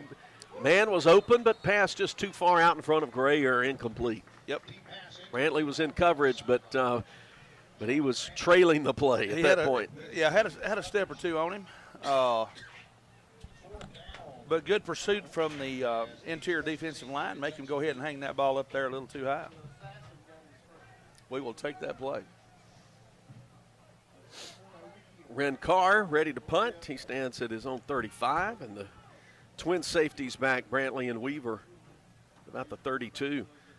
Rebels will bring some pressure from the outside, but a kick taken at the 35. Weaver looking for the left. Nothing to the left, nothing there, and he'll just lunge forward to the 37 as Jamarius Segrest got him around the waist. Wouldn't let him get very far. 8:02 to go before halftime. 14-7 game. Braden Hall was over here, was the key to him getting to the edge, and happened to be up against an offensive lineman, looked like, or a defensive lineman, and just couldn't get the edge on that. Leake was held to a 3 and out there last time with the possession of the ball. And the quick throw and the slant missed over the right shoulder through the hands of Jack Harkins, incomplete on a quick slant. That's about the 3rd one, just a tad behind, man, just a tad behind. And when you're playing a team of this level, you got to complete some of those. Rebels are trying to get some quick strikes.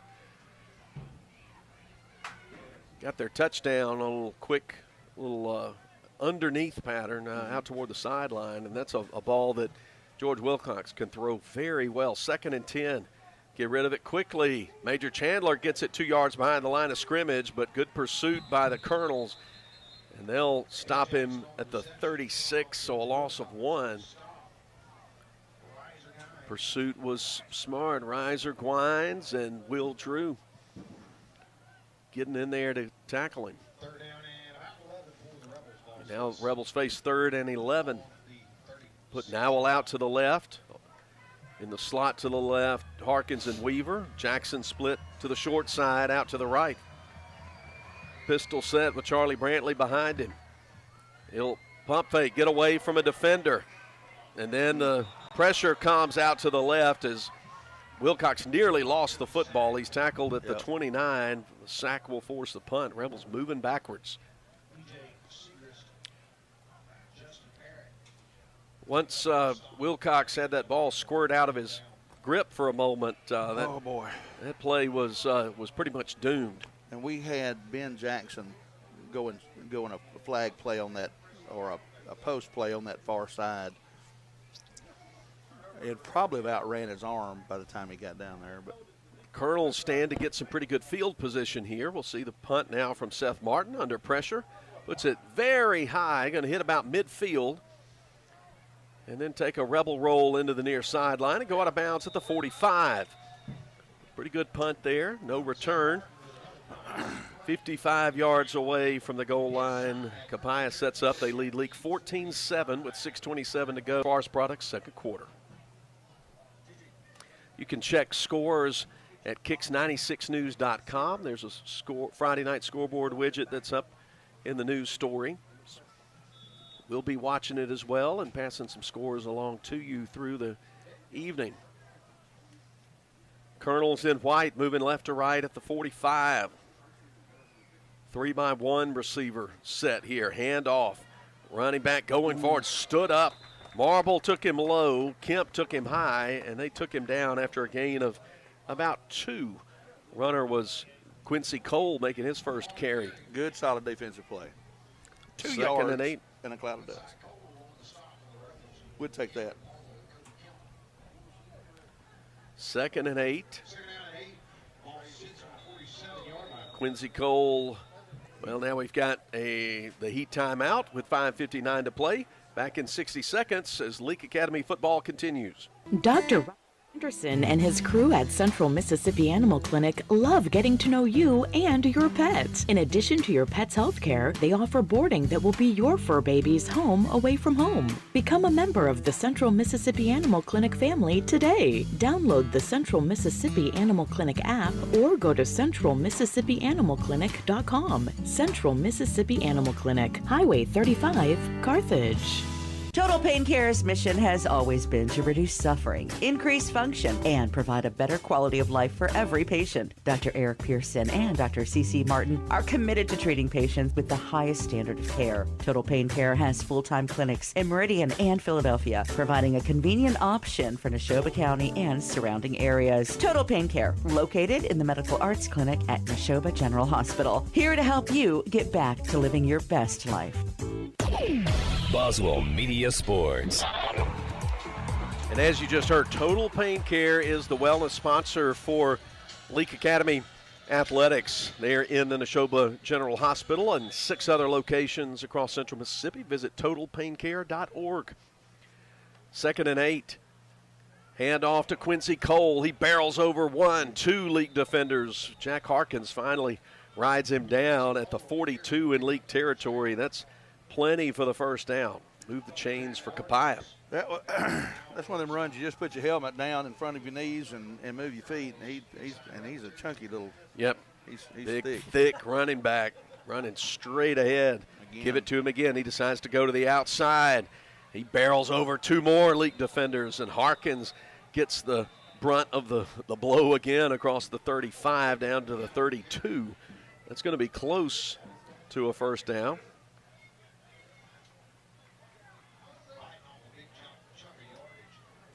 We'll see. Let's see. They say 9 on the game, 2nd and 1. Yeah. Owen Hitt was playing off a hold.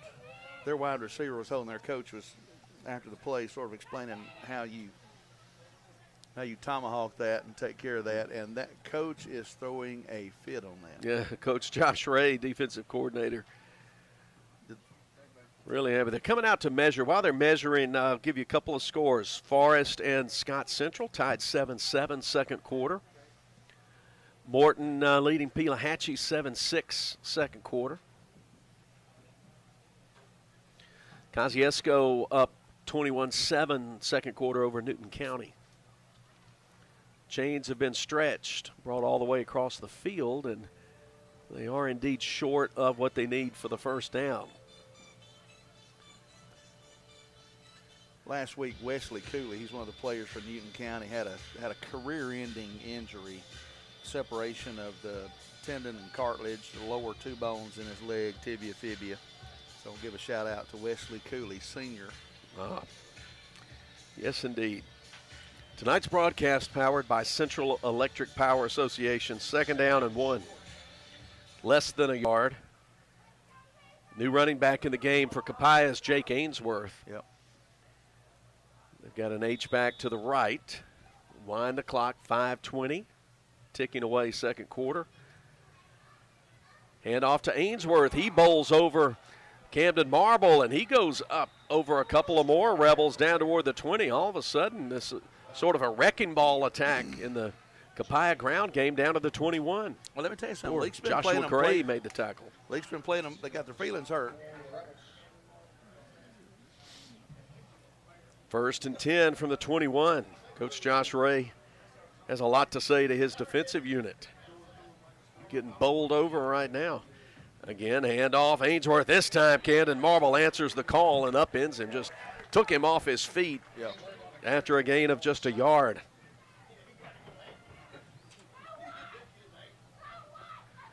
Second and 9. No, 2nd and 10. They say no gain on the play.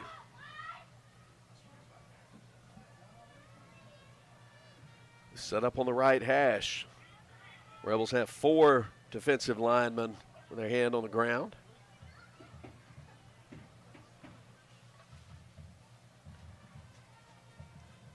Snap comes back. Little push pass out there to Moore. He comes out around the 15-20, and he jaunts into the end zone, but this play's coming back. There was a hold at the line of scrimmage. Yeah, I don't have his. Yeah, one of their offensive linemen has finally got the attention of the referee. A couple of more scores to report. First quarter, Simpson and Presbyterian Christian scoreless from Mendenhall. Winona Christian and Ethel scoreless first quarter. We've got a defensive end with his shirt tail tucked out, and the offensive lineman saying, "What happened? What happened?" Who, me? Who, me? Yes. 2nd and 20. Wide receiver split to each side, and H-backs to the formation, throwing it toward the end zone is Banks. He's got a man open, but he overshoots him in the end zone. Charlie Brantley was trailing Luke Sanders that time. Or no, that was Jamarius Grayer. He was trailing.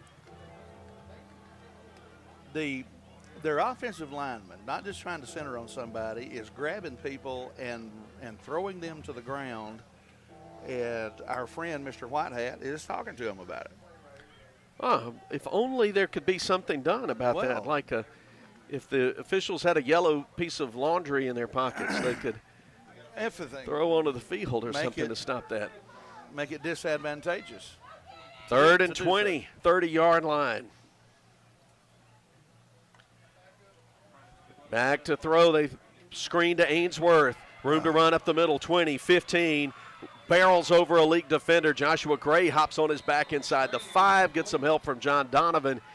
But it's going to be 1st and goal for Copiah. Well run there. Good call and well-executed screen. Oh, defensive line, when they let you by, sums up. 1st and goal for Copiah. Clock winding, 3:43 to go, and Copiah trying to go up 2 scores. Banks hands it to Ainsworth.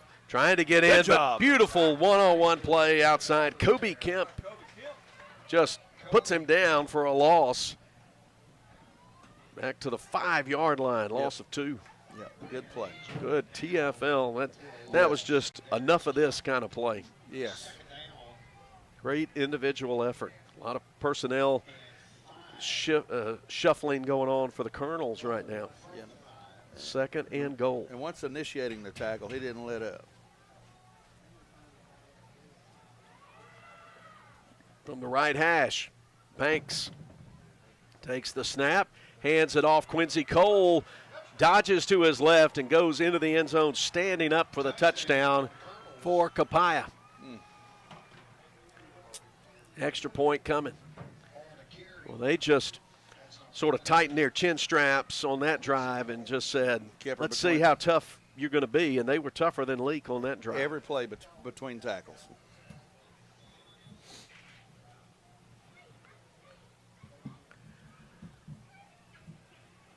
Austin Baker on to kick the extra point. He's 2 for 2 on the night. Kicking out of the hold of Jake Ainsworth. Snap, hold, kick is away, and it's good. 21-7. Copiah goes in front of Leake with 2:51 to go in the second quarter. What is the value of an independent insurance agent? We don't work for any one insurance company. Instead, we work for our clients. We sell insurance from multiple companies, and that means at South Group Cox Agency, you always have an expert on your side who can find you the best policy and rates for you and your family. Now is the time to come by and let us at South Group Cox give you a free quote. Open Monday through Friday, 8 a.m. to 5 p.m. South Group Cox Agency, 207 West Main Street in Carthage. It was my turn. I oversaw the ordering of our family reunion custom t-shirts. I had no idea what I wanted, but the girls at In Sports were so helpful. They showed me several ideas and colors that made my decision much easier, and the prices were very reasonable. Thank you to In Sports for filling my order quickly. You'll always be my go-to for personalized t-shirts. Check out their Facebook page to see more cool things they personalize. In Sports, Beacon Street, Philadelphia. Boswell Media Sports. Nice return, Charlie Brantley from the middle of the field toward the right side. Gets close to the 40, or he's brought to the turf. We'll say the 38-yard line starting point, but a 55-yard drive. And Scott Engel, I just wrote out in the side when I wrote down the touchdown, the scores. I keep a scoring log here. I just put sort of a muscle with the arm flexing out to the side because that was just strength running straight ahead. Yes, there was not much east-west running there. They just put, north-south, and that must be their strength they're running to. 1st and 10, wide side of the field to the left. Run Charlie Brantley. He's got a seam, gets about 4 yards to the 42-yard line before K.J. Brown and Jamarius, Jamarius Seacrest get him.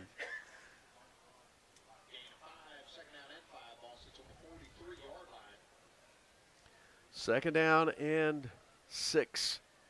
Same set. Put the ball in the air. Good job. The Weaver's got it across the midfield logo, and he runs straight ahead to the 43. That's good for a Central Mississippi Animal Clinic first down. Gain of a play. It's quick math. May not be accurate math, but it's quick math.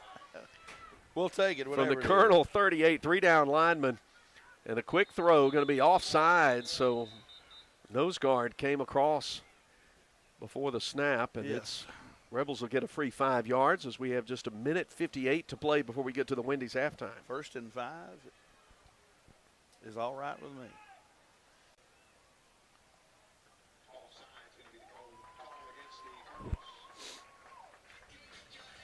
Our defensive coordinator completely agreed with that call. Yeah, it was a delayed flag, though. Yeah. Ball the 38-yard line. 1st and 5 for L.A. They've got 3 wide receivers into the short side of the field. Play nothing to the left, and now a defender coming up to the right. Wilcox just rolled straight into Justin Parrott and was sacked back behind the 45. He didn't have time to get rid of the ball. That's a 5-10-yard loss. Yeah, in fact, packed a yard deep into Leake territory. That's a loss of 12 on the play. 13, actually. Yeah. Or no, 12. Anyway, close enough. It's bad. Mm-hmm. Minute 25, clock ticking. Second down and long. Copiah with 3 down linemen, bring a linebacker close. Back to throw, Wilcox sidesteps one defender coming to his left, puts the ball in the air, and it's intercepted at the 35 by Jake Ainsworth. Jack Harkins tackles him before he can get to the 40. There's a late second quarter turnover. Good anticipation by Ainsworth for the INT. Yeah, just didn't have quite enough. I made an excellent play to extend the length of the play. Just didn't get quite enough. Excuse me, arm behind it.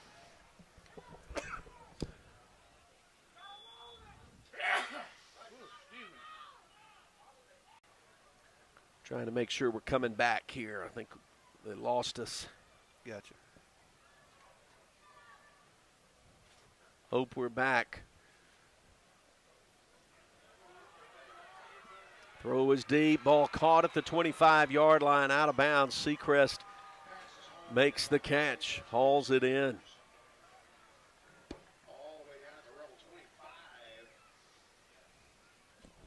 Got a step or two on the receiver and ball was actually underthrown. It hit him on a full gallop. Just had about 2 steps on the DB there.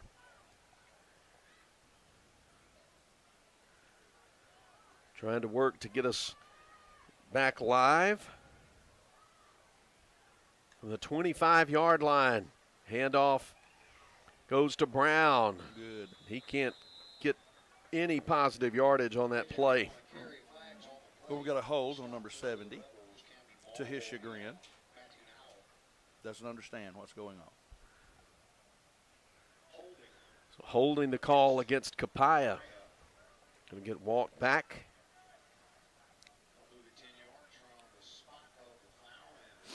Back to the 35-yard line. 50 seconds to play before halftime. Hope everybody's able to continue seeing us on the Edinburgh Drugs video stream. Banks looks to throw. Going to just heave it into the near sideline as Grayson McDonald was coming up from the middle.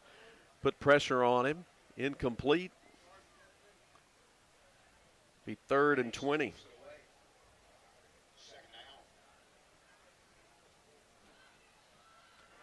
We are having some internet issues, hoping that that you're getting us. 21-7 is our score with 45 seconds to go in the first half. 2nd and 20. Throwing. There you go. And pass completed. Tackle made immediately. Jack Harkins took the legs out from under Will Drew as he went up high to get a little short pass down to the 28-yard line. Good coverage there. 3rd and long. Hit him as the ball arrived. Banks wants to throw again, finds Moore in the slot, complete, goes inside the 15, close to the 10. And Coach Billy Hankins will call a Carthage Vet Clinic timeout. We'll keep it here as the Rebels try to hold the Colonels off from adding some more points onto the scoreboard before the teams head to the locker rooms. It's always a good time for a defensive stand. Girls basketball coach Amanda Hatch due to join us at halftime. So, hey, we've got a couple of Leake Academy cheerleaders up here, and they won the Game Day Small Division MAIS Championship this week. We're proud of the Leake Academy cheerleaders. Great job. Come back to play. 1st and goal from just inside the 10. Banks will throw it short to Grayer. He tries to get a blocker, Tyler Winstead hits him right away instead and drives him toward the sideline out of bounds, or at least close to the end line. But no, the fact he kept him in bounds, but Coach Hankins will use a timeout for Copiah with 11 seconds. It was either Brantley or Nowell over there helping also. See exactly where the ball is. It looks like it's at about the 8-yard line, so it was a short gain, maybe 8 or 7 right in there. So second and goal. Another Carthage Veterinary Clinic timeout. Tonight's broadcast is powered by Central Electric Power Association. Line of scrimmage officially the 7. As Copiah going left to right toward that south end zone. Trying to extend a 21-7 lead, just 11 seconds to go.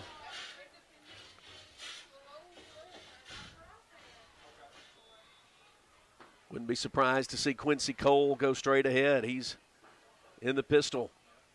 Hand it to Quincy Cole. He barrels ahead past the 5 and across the painted line into the end zone. Touchdown Copiah right before the half.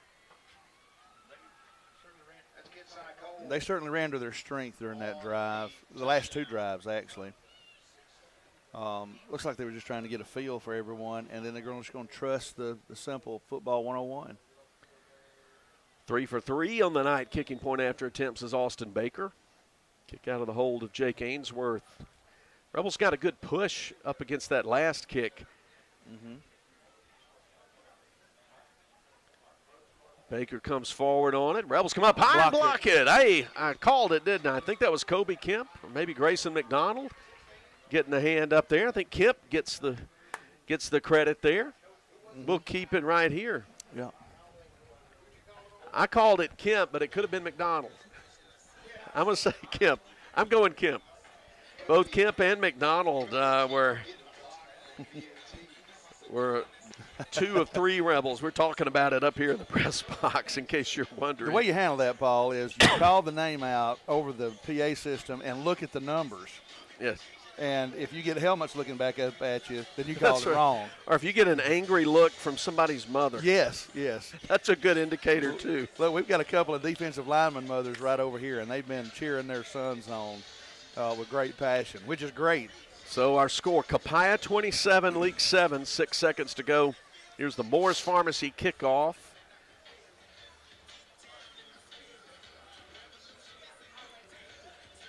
Brantley and Weaver back deep to receive. We'll get to the Wendy's halftime. We'll show you the performance from your MAIS Game Day Small Division Champions Leake Academy Rebel cheerleaders, and then I'll talk to girls head basketball coach Amanda Hatch all during the Wendy's halftime. That and a whole lot more coming up.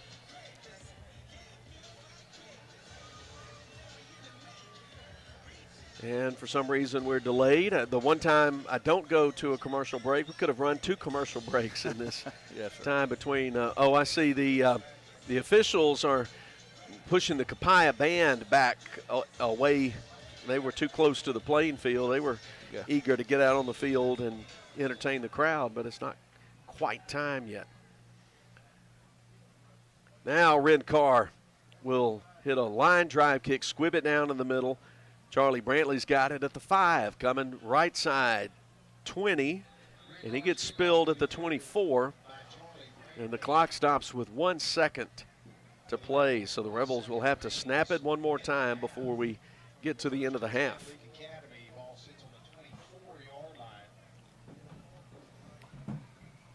(27-7) the score.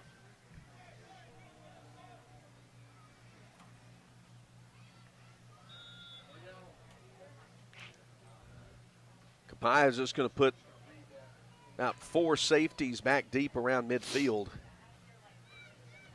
But Wilcox will kneel. And in the first half, it was a good first half for Copiah. They lead 27-7. As we go to the locker room, we'll take a break. And when we come back, the start of Wendy's halftime from Madden as Leake Academy football continues from Boswell Media Sports. Dr. Ryan Anderson and his crew at Central Mississippi Animal Clinic love getting to know you and your pets. In addition to your pet's health care, they offer boarding that will be your fur baby's home away from home. Become a member of the Central Mississippi Animal Clinic family today. Download the Central Mississippi Animal Clinic app or go to centralmississippianimalclinic.com. Central Mississippi Animal Clinic, Highway 35, Carthage.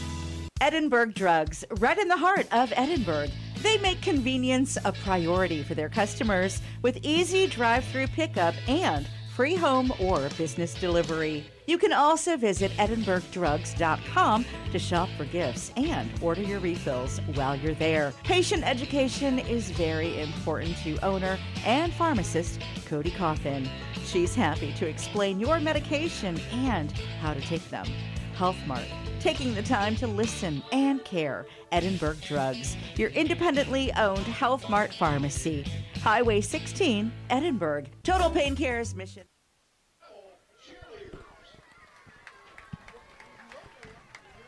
Bring you back quickly. The Rebel cheerleaders getting honored for their MAIS championship.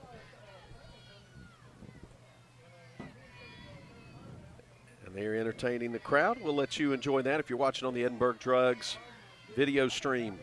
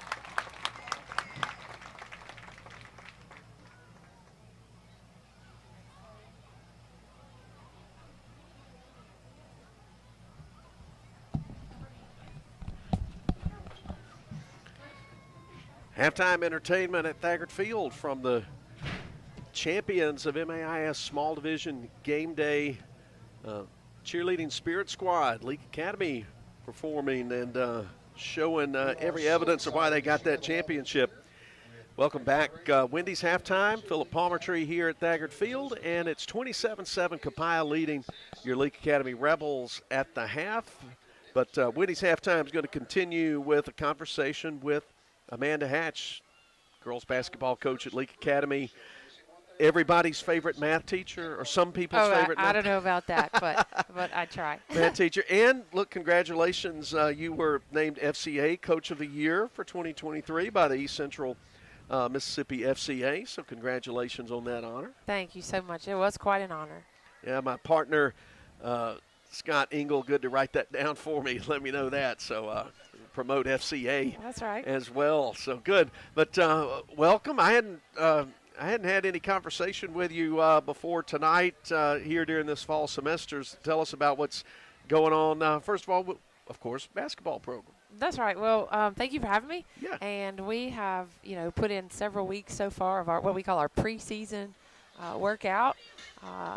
We've been conditioning, we've been weightlifting, we've been working on our skills, individual skills, and that's kind of what we focus on for the first 6 weeks when school starts. This year, I do want to mention and give a big thanks to, the admin at the school. We have done some renovations in the gym. And wow, the floor looks incredible. It does. We've got new benches, new seat cushions on our benches, and we've got some more work that's still being done. So it's just going to really look nice this season. Well, that's great. What are some of the things that you like about this group as they're practicing with a view to getting season started in a few weeks?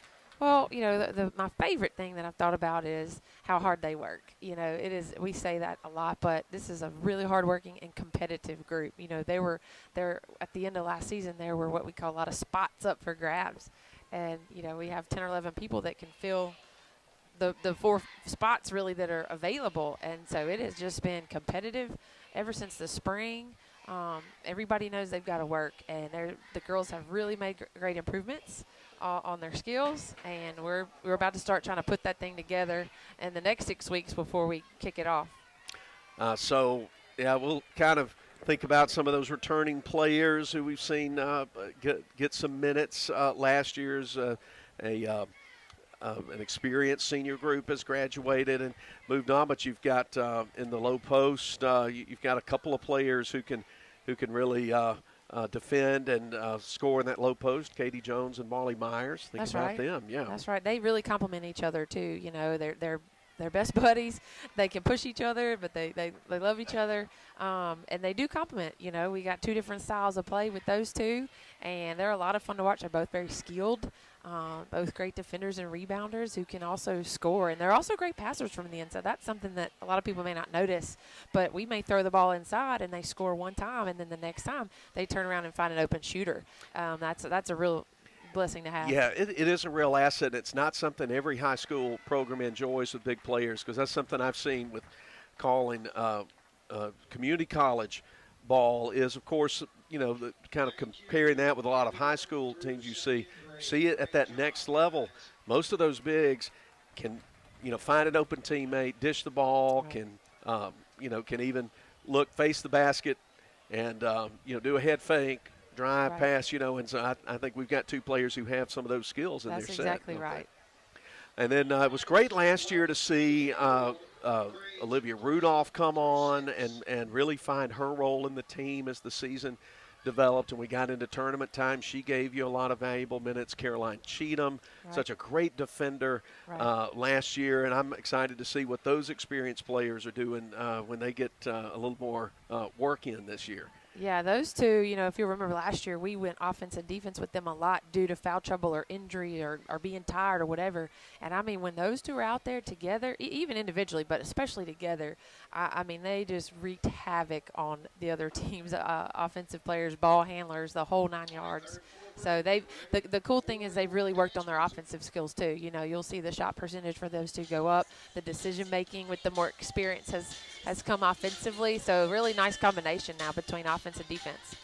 Well, I'll tell you something Coach Deere said to me at the state tournament in Greenwood last year as I was packing up and leaving, stopped and had a great conversation with her. And, of course, season was winding down for everybody there, and we were talking about some of the great matchups that Simpson and Leake have had over the last couple of years. And she made the comment that she said, well, I've already had people say to me, well, with that senior group in the class of 23 moving on, Leake won't be that big a challenge next year. And she says, I shake my head and I say, you can be careful. She said, however, you can dump as much dirt as you want on Leake. They're going to keep coming out of the ground. That's what we count on, isn't That's it? right. The girls love it. They work so hard. And I'm just blessed to be a part of it and have such great kids to work with. All right, so when do we see these games get underway? What's the schedule look like early? First home game is November 2nd. We'll have Copiah, actually.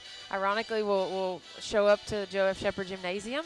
And then earlier in that week, we will play a couple preseason games at MRA. I think we're Monday, Wednesday. And we'll play Bio Academy on Monday and MRA on Wednesday.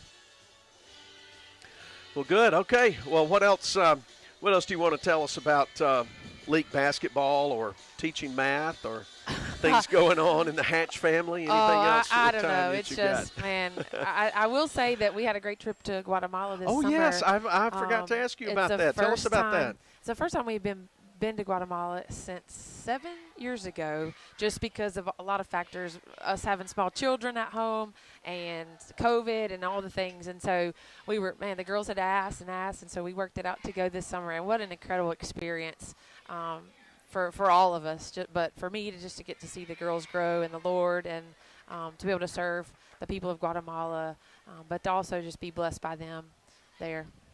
That's great. And how many players and other folks went with you on that trip? We had 17 players, largest group I've ever taken. We had 5 adults, and then my 2 children went with us. And so it was, like I said, largest group ever, really nice group, great trip. It was a little shorter than what I'd done in the past just because of the way the flights worked out, but we didn't miss a beat. We were rocking and rolling for 6 days.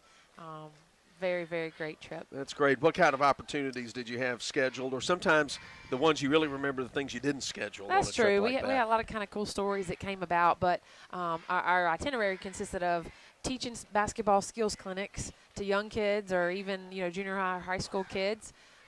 We would do competitive games, and at every place we would have one of the girls share their testimony, and our translator would present the gospel on top of that. We also visited an orphanage and a local school and local church and just loved on the kids. We played Duck, Duck, Goose or Pato, Pato, Gonzo, as they say.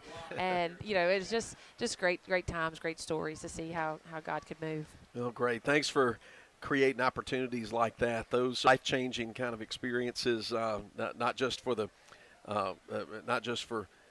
children down in Guatemala, but for everybody who goes. That's right.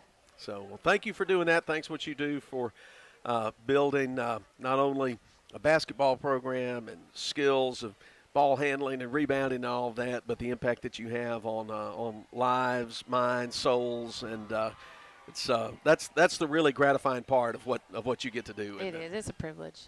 Yeah, and when I know just about every coach. Every teacher I know who's been at it a long time says, yeah, I couldn't tell you how many games we've won, and a lot of it sort of blurs together, but you see a former student, a former athlete, and see them doing well, or you find out something wonderful that's come about in their life, and it's great to have a little part in that. That's right. It sure is. Well, Coach Amanda Hatch, thanks for joining us in the Wendy's halftime. And quickly, one more question, the standard question. Next time you go to Wendy's, what are you probably going to order? Chili. You got to get the chili. We're working into chili season, so it's perfect. Yeah, it kind of flies under the radar. It does. I think it's so good. But love that chili, love that taco salad. Visit Wendy's and when you pull up and look at that menu, think about Coach Hatch when you see that chili, and go ahead and order the large. Okay. But thanks for being with us, and good luck to you and the Lady Rebels during basketball season. Thank you. Coach Amanda Hatch joining us on the Wendy's halftime. We'll take another break and bring back Scott Engel, and we'll give a recapitulation of the first half, and we'll look at look at the scoreboard. A whole lot more coming up as the Wendy's halftime continues. Copiah leads Leake at the intermission 27-7. We'll be back as Leake Academy football continues. West Side Body Shop says, let's face it, stuff happens. And when it does, they can take care of damage as small as a chip in your windshield all the way up to full collision services. Insurance claims are always welcome too. Just be sure your first stop is West Side Body Shop in Philadelphia. They also specialize in truck accessories, including toolboxes, visors, Nerf bars, and winches. They make your ride look cool. West Side Body Shop, just off Beacon Street on Waterview Lane, right behind the Huddle House in Philadelphia. He's headed to the end zone. The Junction and Prince Oil Fuel Champions. As you travel to the game, shop and fuel with people who are invested in your community. 60 years of fueling Central Mississippi and champions like Leake Academy. Locations are all over Mississippi. Carthage, Philadelphia, Oxford, Ridgeland, Scuba, Louisville, Newton, and Union. They also do catering. So be sure to put some Junction in your next function. It's the Junction and Prince Oil. Leake County Co-op is ready for deer season. Okay, guys, I have this problem. Every year my hunting coveralls seem to get smaller. Am I the only one that has this issue? No. I think it's the feed we're on. You know, kind of like we feed the deer all that good stuff to make them bigger, just not in the right way. You're so funny. I'm headed to our Leake County Co-op now to buy new hunting gear and seed for our food plots. Yep, I was there yesterday and I got mine. Leake County Co-op, Highway 16 in Carthage. Register to win a 70-inch smart TV during the end of summer savings sale at Woodstock Furniture Value Center. Bedrooms plus free mattress $7.98. Living rooms just $6.98. Dining sets only $3.98. And queen mattresses $1.99. Kings $2.99. Plus, it's all backed by our low price and same-day delivery guarantee with no credit needed and no money down. Only at Woodstock Furniture Value Center in Meridian, Philadelphia, and WoodstockValueCenter.com. Boswell Media Sports. The Wendy's halftime continues. From Thagard Field, the Copiah Academy Band is taking the field now to entertain the crowd as Copiah leads Leake 27-7 at the half. Here's a look at some scores, and remind you that you can go to Kicks96news.com and find a widget at the top of the news stories that you can click on, and you can get high school football scores from all over Mississippi. That'll be up all through the night and through most of the day tomorrow. Some of the games that we're keeping an eye on look like this. Neshoba Central leading Canton 14-6 at halftime. Second quarter score, Choctaw County 20, Yazoo County nothing. Clicking it forward, Lake up 14-7 on Union at halftime. That's a surprise. So that's one. That makes you go, Makes you go, Union had that big shootout last week with Newton County. And maybe having to reach deep in their pockets for some more bullets. And Lake's hungry, and well coached both teams. That's one to keep an eye on. Halftime, speaking of maybe, having a letdown game, Louisville leading Noxubee County at halftime over in Macon, but it's just 7-0. Woo! And that's 4A Louisville, 3A Noxubee County. Those two teams have played. And they're known for their offenses. Yes. So 7-0 is quite amazing. That's really interesting. That game, of course, a lot of people who've been around that part of the state call it the Toothpick Bowl because Coach M.C. Miller, who coached both schools at one time or another and led both schools to state championships, always had toothpick in his mouth. Really? Yeah. Did not know that. So Toothpick Bowl is 7-0 Louisville. But Morton leading Pelahatchie at the break 21-6. Forest up by just a field goal over Scott Central 10-7 at the half. Newton, Kosciuszko up big on Newton County, homecoming over in Talbot County 34-7. The Whippets just really putting it to the Cougars tonight. Other scores, Houston leading New Hope 20-0 at the half. And click it forward one more time. See what we've got. South Panola leading Clinton 6-3 at the half. Defensive game, Brandon leading Gulfport 21-13 at the break. And, I see some more scores. Winona up on Senatobia 20-7, second quarter. And Oxford leading Starkville 7-6 right before halftime over in Starkville. And that's a look at some scores. Let's bring in Scott. He occupies the Gilbert Barham color commentary chair, and that's presented by Rosebud General Store in Sebastopol. Well, we had a 7-7 game in the first quarter, evenly played game in the second quarter, but things got upside down in the second quarter for the Rebels. Yep. Well, they went over our head to begin with, and then the last two drives just went, hey, let's get it behind our tackles and see what we can get, and they're very tough to tackle.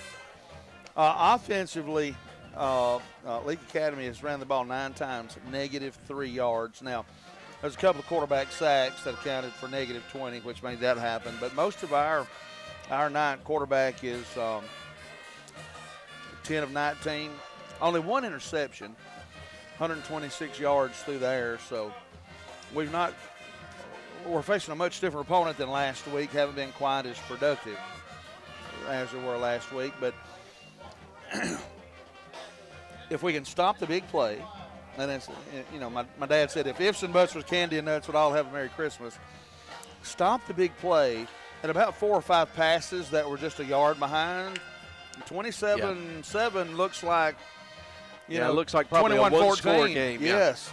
So, well, the thing that impressed me about that second quarter was a change in approach that the Colonels made. They had a conference back on that far sideline and challenged, you might even say they perhaps challenged the manhood of their offensive front and said, okay, we are heading between the tackles. We're going to see if we can just run straight at the Rebels, and they were able to do that and grab the lead, and then were able to work. Their passing game came back to life, of course, as they established the run. Right. Well, and I think that was a response to Leake Academy challenging their manhood. Look, they were – Bobo the last 4 or 5 weeks has just been fighting up in the middle.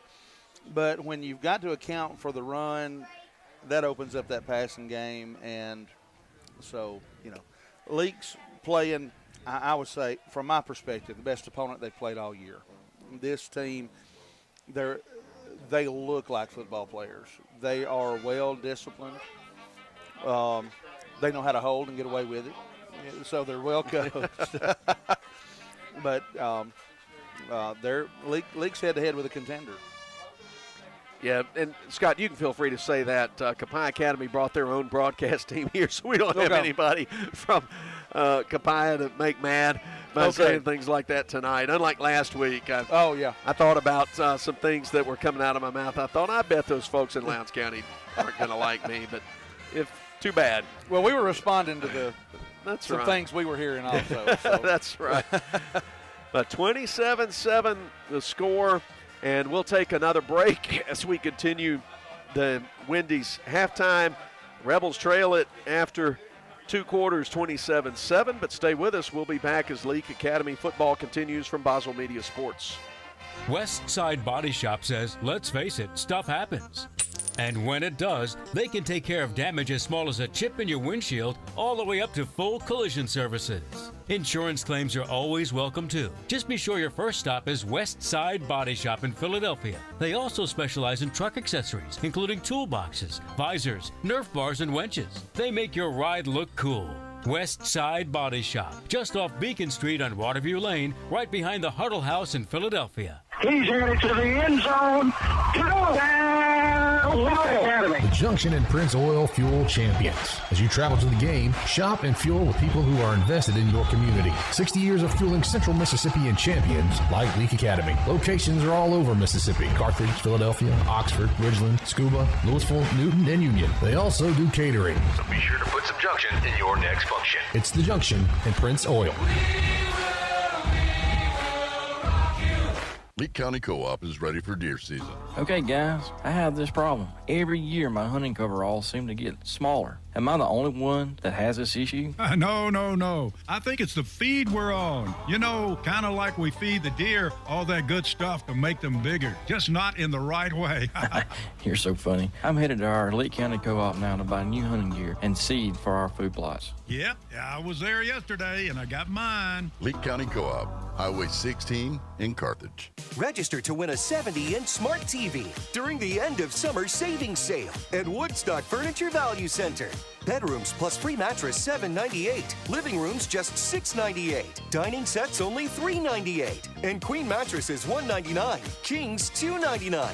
Plus, it's all backed by our low price and same-day delivery guarantee with no credit needed and no money down. Only at Woodstock Furniture Value Center in Meridian, Philadelphia, and WoodstockValueCenter.com. Boswell Media Sports. Third quarter about to start from Madden. Remember, the Rebels are on the road next week. We're heading over to the Delta, going to Greenwood to face the Pillow Mustangs at 7 o'clock kickoff. T&K Farms Wood-Mizer pregame starts at 6:15, and then we'll bring you Rebels and Mustangs. We plan to have video at the Boswell Media Sports YouTube channel on the Edinburgh Drugs video stream. And we'll remind you that tonight's broadcast is powered by Central Electric Power Association.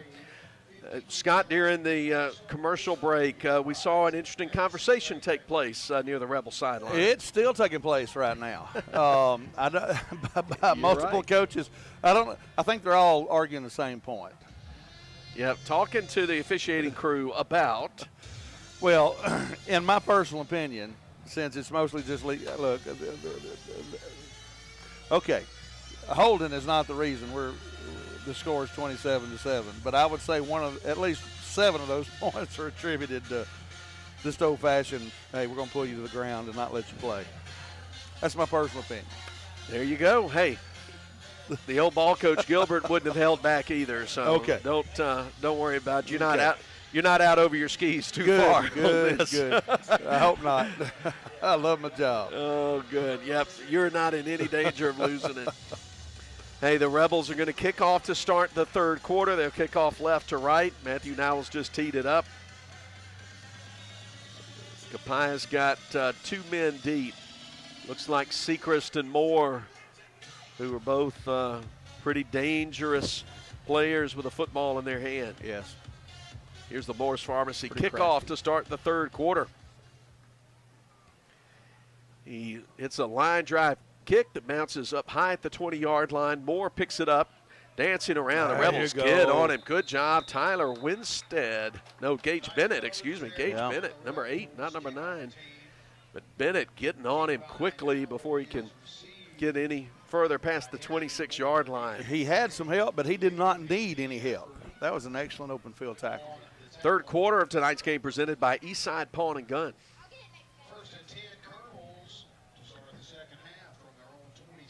Freshman quarterback Austin Banks has been effective, has not made big mistakes.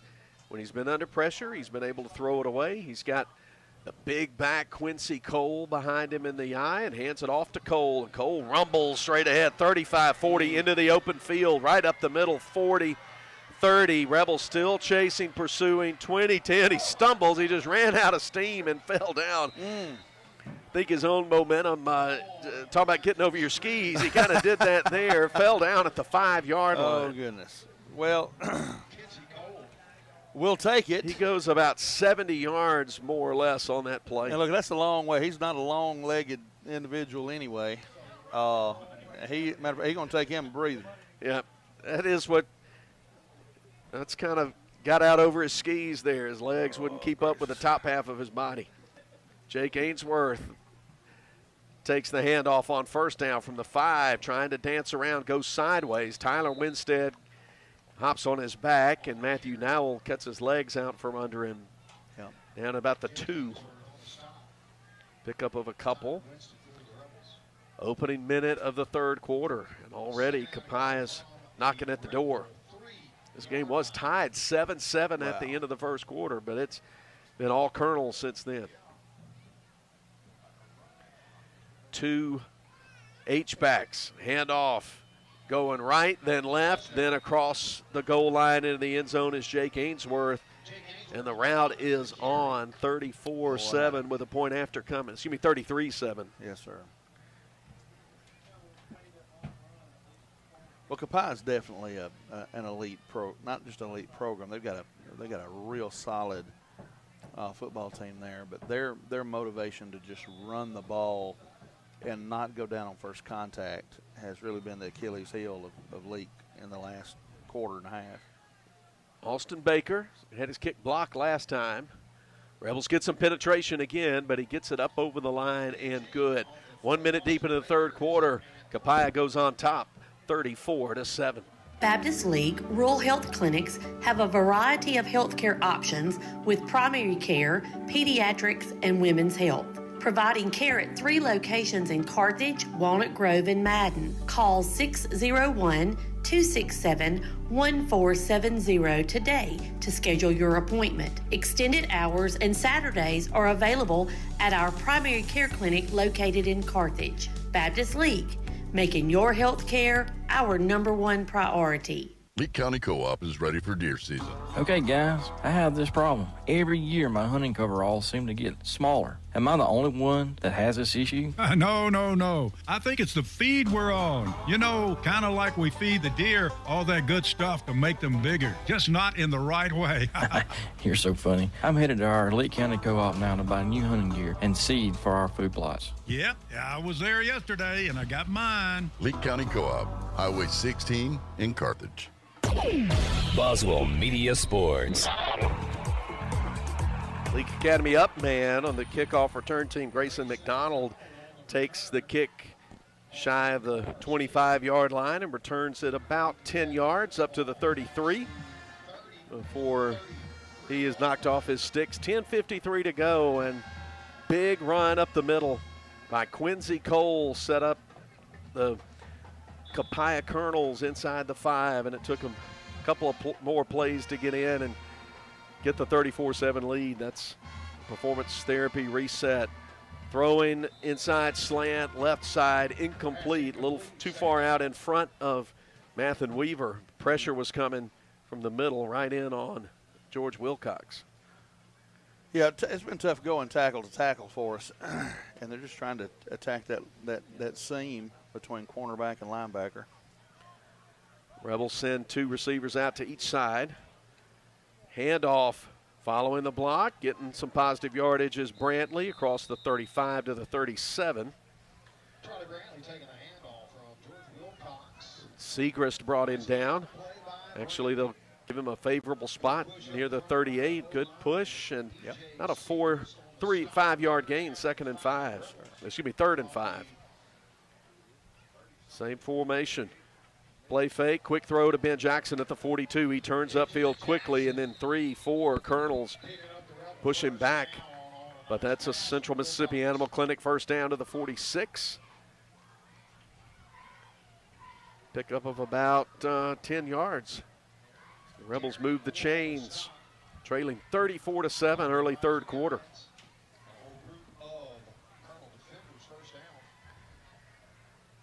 Wilcox brings Weaver in motion right to left. Hand off, right side. Good gain for Charlie Brantley.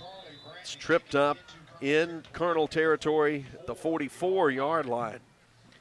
So he gets about 8 on first down. We can handle 2nd and 2. 2nd and 2 is mighty pleasing to any offensive coordinator. Corey Burns sends the signals into the offensive unit. Center comes up over the ball, Connor Moore. Harkins in motion left to right, hand off, the run goes to the left. Not much there at all for Brantley. Stopped at the line of scrimmage. Quincy Cole knocked his feet out from under him. Lost about half a yard, 3rd and a long 2. When you're about four scores back against a good football team, move the change, manage the clock. 3rd down play, quick pass, right side, complete to Jackson at the 40. He turns inside, and he's wrestled down at the 37-yard line. Another Central Mississippi Animal Clinic first down for Leake. Major Chandler checks in for Jack Harkins. The Rebels move the chains and get a fresh set of downs. Third quarter presented by Eastside Pawn and Gun. Yeah, good series of plays there on that first down. There you go. They'll throw it too far over the middle. About 6 inches out of the extended left hand of Weaver. Incomplete. No, but those are the plays that are going to work against this defense. Look, they've got a good-looking, tall, not just thick, but tall defensive line. Your linebackers don't have quite as much height on them, but those quick ends and crossings, man, you got to make those. Clock stops at 8:36 to go in the third. 2nd and 10, Rebels. Wilcox unloads it left side. Matthew Nowell makes one-man miss, gets across the 25, close to the 20. Central Mississippi Animal Clinic first down at the 22. Wilcox to Nowell. He was good for a touchdown in the first quarter. Segrist kept him from going into the end zone, basically. He was the last hope. Nowell and Weaver go out to the left. Jackson, lone receiver to the right. Chandler, right side. They'll hand it off to Weaver, and he can't find anything. No. Might have even lost 2 or 3. Jay Huntley, or Bradley, excuse me.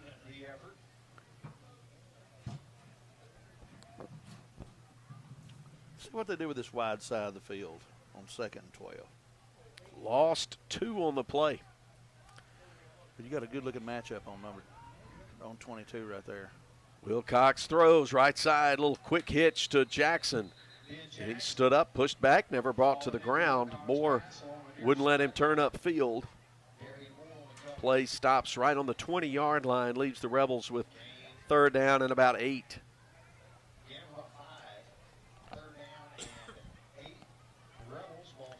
Rebels will shuffle Harkins back in and Chandler out.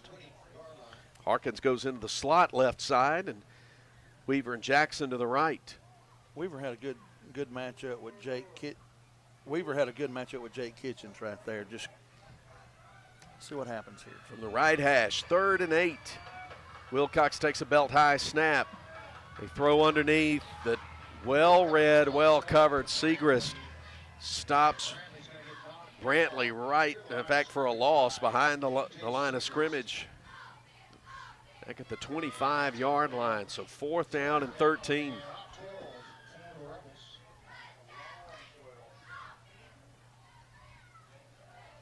Rebel offense out there as you would expect. Yes. Go under 6.5 minutes to play in the third. Got some in-sports trivia coming up later this quarter. 4th down play. Wilcox will put it in the air, throws over the middle, has Weaver wide open inside the 10, goes to the 5 and gets hit hard at the 2. He's slow to get up, kind of favoring his right leg.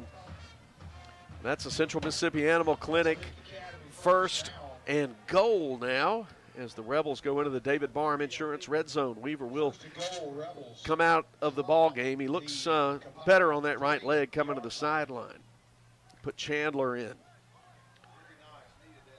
1st and goal from the 3. We're going to have the Heat timeout. We'll be back in 60 as Leake Academy football continues. Premier Medical Group, PMG. Your good health is our priority. Did you know you do not have to drive for specialized care? Premier Medical Group in Kosciuszko partners with specialists in urology, cardiology, neurology, and orthopedics. Have your primary care provider refer you to a PMG specialist today. Premier Medical Group, PMG. Good health is our priority. Neshoba County Co-op knows that opening day of dove season is one of the most anticipated and popular hunting days of the year. It brings family and friends together. Dove season's one of the first hunting opportunities of fall as the long and hot Mississippi summer ends. Get on over to Neshoba County Co-op today.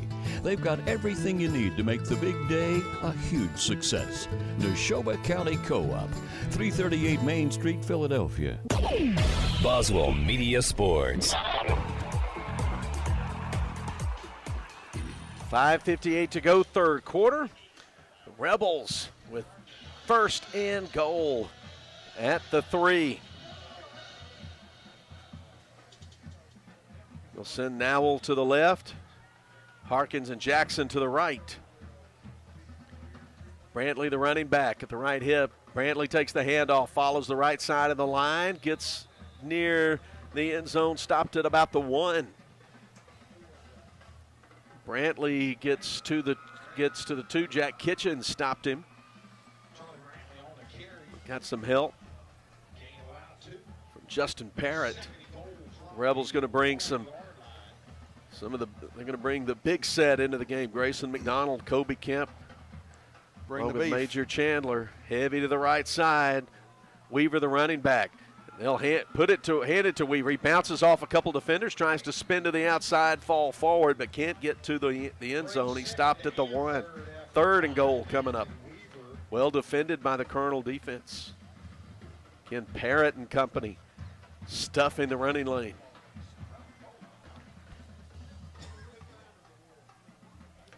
Now the Rebels will take Kemp and McDonald out, send the receivers, Harkins and Nowell, back into the game. Keep Chandler in as an H-back. Weaver goes from the left hip to the right hip. Wilcox, low snap, fake, roll out, receiver covered, looking left side, going to toss it into the end zone, but incomplete along the boundary. He stretched that play about as long as he could without taking the sack. 4th and 1 now for LA. From the 1. Rebels trying to narrow a big deficit here in the late stages of the 3rd quarter. Not an insurmountable lead, but a large one nevertheless. But a touchdown here would be a great victory for the team. We'll talk about Looks like we're going to have a Carthage Vet Clinic timeout. We'll keep things here. We wouldn't want a quick timeout to make our viewers and listeners miss the 4th down play. I'll tell you this, in sports trivia coming up, it's going to be rock and roll trivia question tonight. And it's, I look around, there are a couple of old people around. So it has They're to all do down with, on the other end. down on the left end, down on the north end. I think some of these old guys might get the trivia question right tonight. I had a coach the other day tell their team, part of being character is respect their elders, and the coach looked at me and I realized, man, I'm old. You the elder. I'm the elder. I was the elder in the room at 54. Tonight's broadcast powered by Central Electric Power Association. Coming out of a timeout, we'll also remind you that Total Pain Care is the wellness sponsor for Rebel Sports. Visit them at totalpaincare.org. 7 locations around central Mississippi. Under center is Wilcox. He rears up, throws it off the hands, too high for Matthew Nowell, a play we have not seen this year. Under center, he takes one step, throws it high to the left side, but incomplete. Look, great play calling there. Totally caught me and you by surprise. Yeah. And 6'8", 10, 12 inches, a little too tall. Fortunate that the ball, as it went up, was not intercepted. There was no one in front of the defender if he would have. Well, if there's any consolation in this, at least you've got Copiah backed up at the 1. And they'll get in a goal line set, power set, sneak the quarterback straight ahead. He doesn't get much. Banks is met and shoved back. They give him a yard or 2. Give him the 3.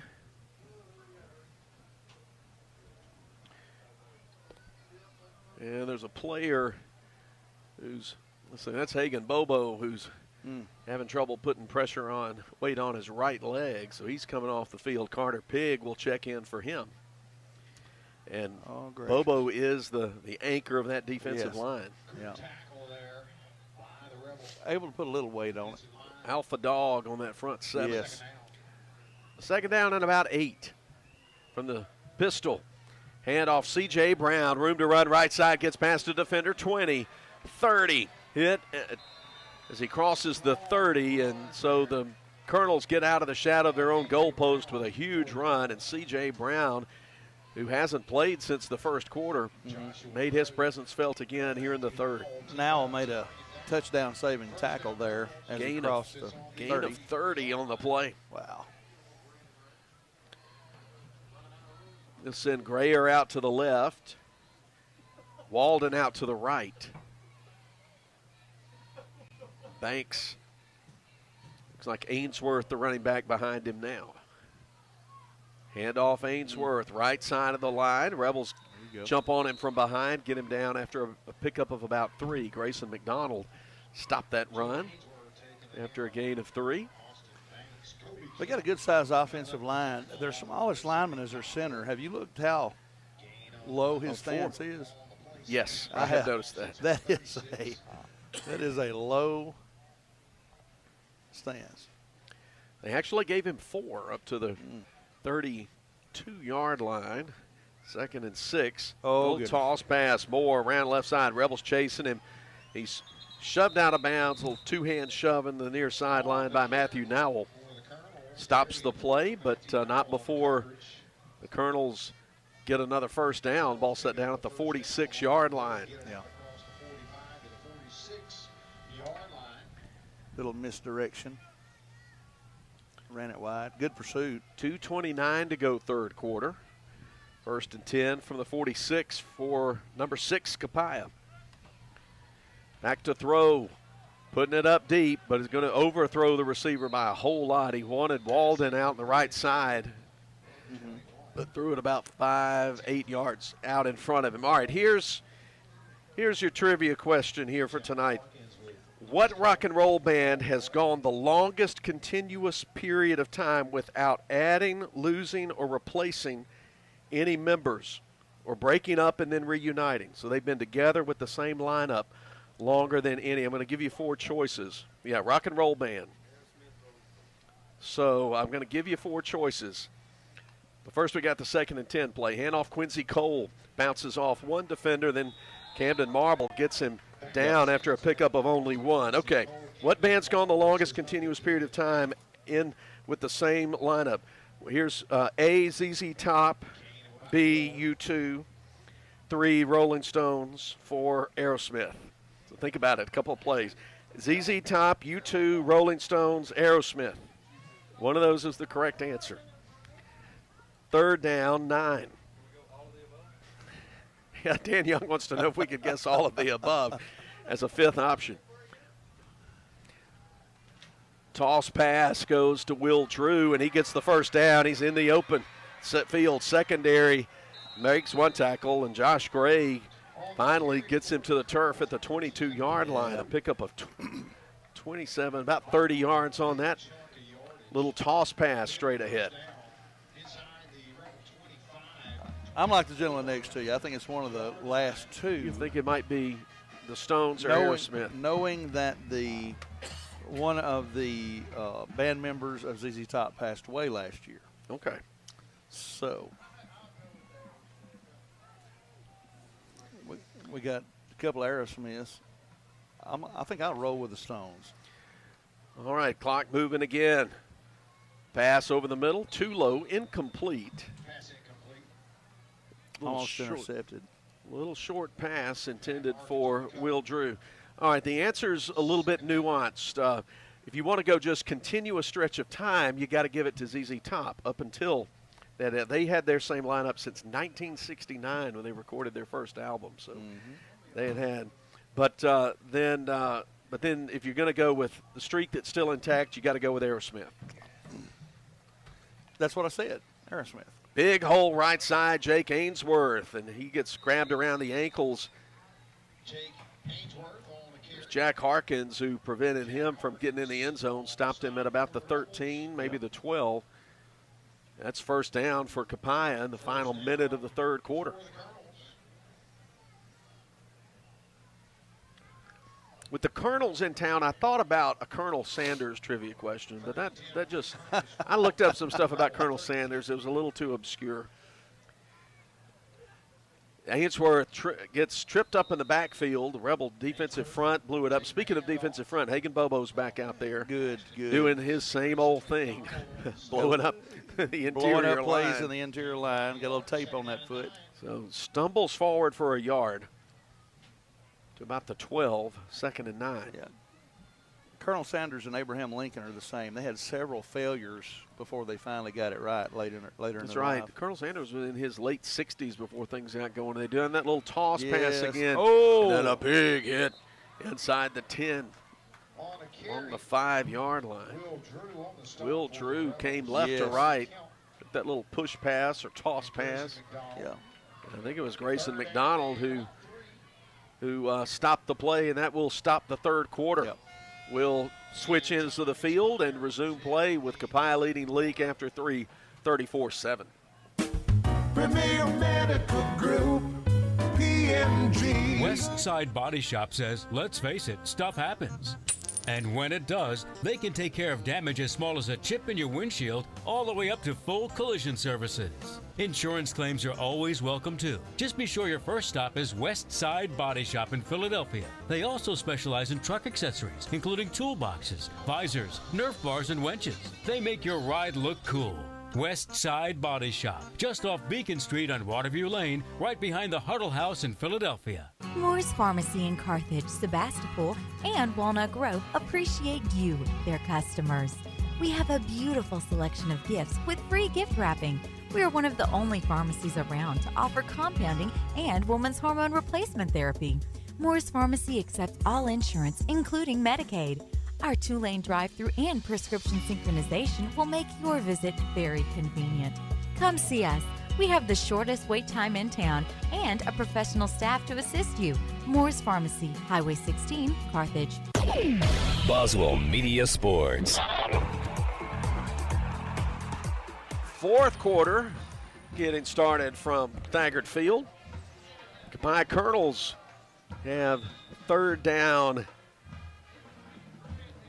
and 3 from the Leake 5. They've moved from the left side to the right side as they try to punch it in to start the fourth quarter. Hand it off right side. C.J. Brown. Rebels read that play nicely. Camden Marble coming up from safety and keeping him from turning inside, which is what he wanted to do, forced him outside. Kobe Kemp and Owen Hitt came to help finish the play. 4th down and about a yard from the 4-yard line. Colonel offense stay out there, but they want to run clock at this point under 11:30. And now the officials stop play for some reason. Oh, they're going to measure. Okay. Fourth quarter is presented by the Neshoba County Co-op. Chains are stretched. They say he got the first down. 1st and goal, Colonels. So never mind about the drama of a 4th down play. I like the previous call better, but it is what it is. 1st and goal from inside the 3. C.J. Brown, the running back. Yeah. Wilston Banks, the 2nd. They're going to go right behind 77. Quarterback, wide out to each side. Hand off. Brown goes right, then left, and then into the end zone, standing up for another Copiah touchdown. Yeah, their offensive tackle was leaning to the right. It looked like they was going to double down on that defensive tackle.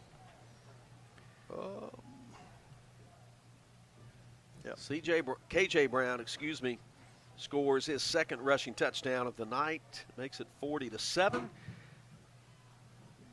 11th grader. Extra point coming up.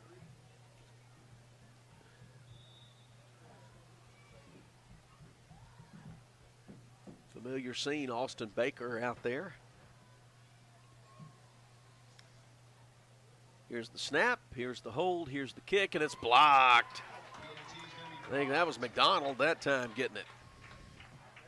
So 40-7 our score. We'll be back in 60 seconds with a Moore's Pharmacy kickoff.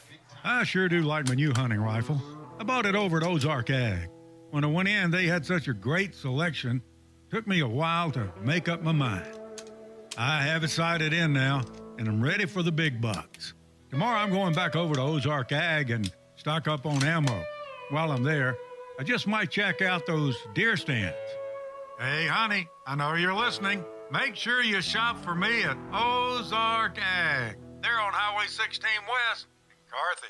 T&K Farms Wood-Mizer is Mississippi's Wood-Mizer sawmill equipment dealership. T&K Farms Wood-Mizer sells the complete Wood-Mizer equipment line from small personal sawmills to the industrial equipment lineup. T&K Farms stocks parts and has experienced factory-trained service technicians with both in-shop and mobile service available. See T&K Farms Wood-Mizer to start your sawmill business today. Credit cards are accepted for all services. Like them on Facebook. T&K Farms Wood-Mizer, just off Highway 25 at 1128 Liberty Road, Louisville, 662-803-4332.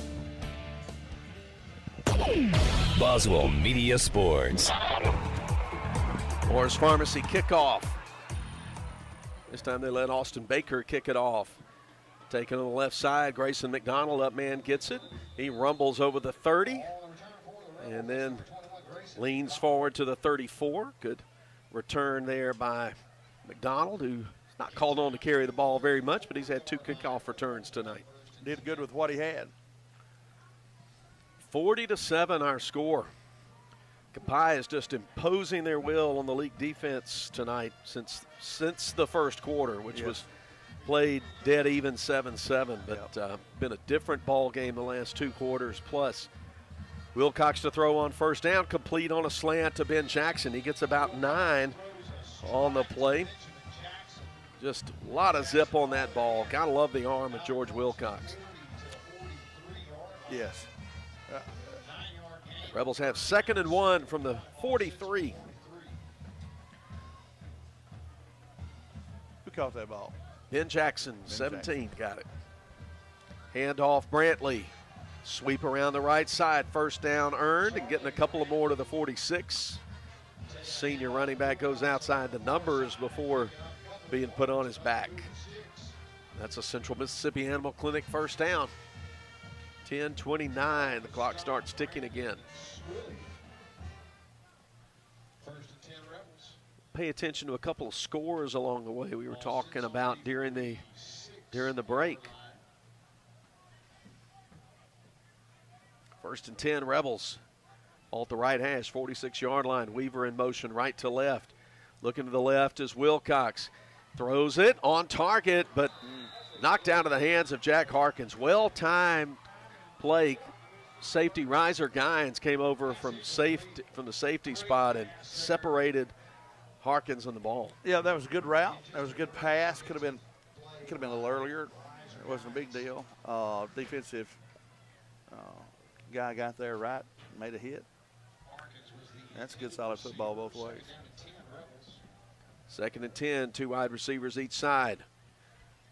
In the air, but Matthew Nowell tripped at the midfield stripe, and they'll say that he tripped because Segrist made him trip. So that should be pass interference penalty against the Colonels, and that'll move it 15 yards ahead into Copiah territory. Central Mississippi Animal Clinic first down via penalty for LA. Neshoba Central's extended the lead into the 3rd quarter, late 3rd quarter, leading Canton 21-6. Forest holding that 10-7 lead over Scott Central in the 4th quarter. Kosciuszko putting more distance between themselves and Newton County, 40-7 in the 4th quarter. From the 39, Wilcox on 1st and 10, puts it up, lofts it deep, has Ben Jackson, but it's just about half a step out in front of him on the right sideline, incomplete. Step long, had a good touch on the ball, not too hard, not too high, just a tad too long. Lake leading Union 22-21, late 3rd quarter. Man. East Rankin with a big lead on Amit School, 52-32 down in Pelahatchie. 9:39 to go, 4th quarter. 2nd and 10, Charlie Brantley looking for an opening right side. Gets gets a little crease and gets to the 35. Got bumped around a couple of times, but stayed upright and picked up 4, 3rd and 6.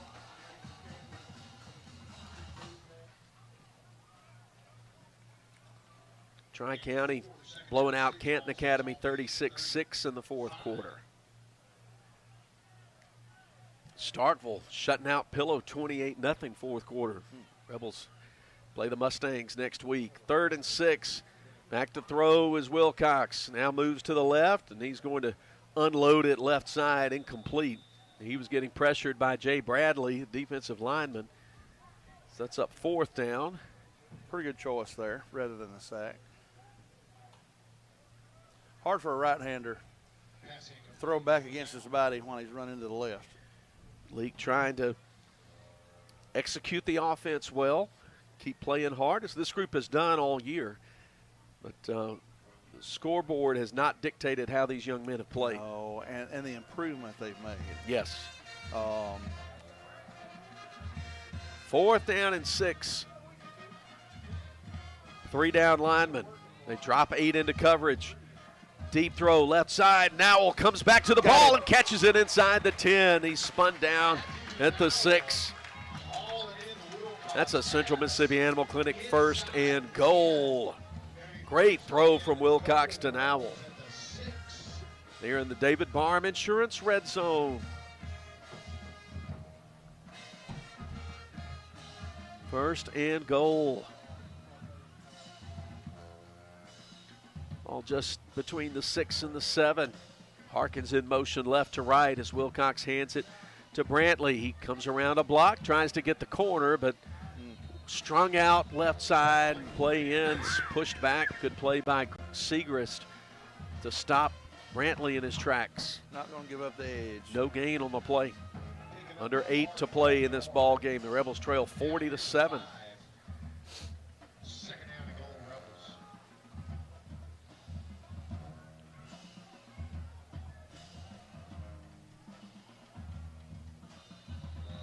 All right. Then a flag comes in. Count got him offsides. Yep, hard count got Copiah to edge over the line. That'll be a half the distance penalty.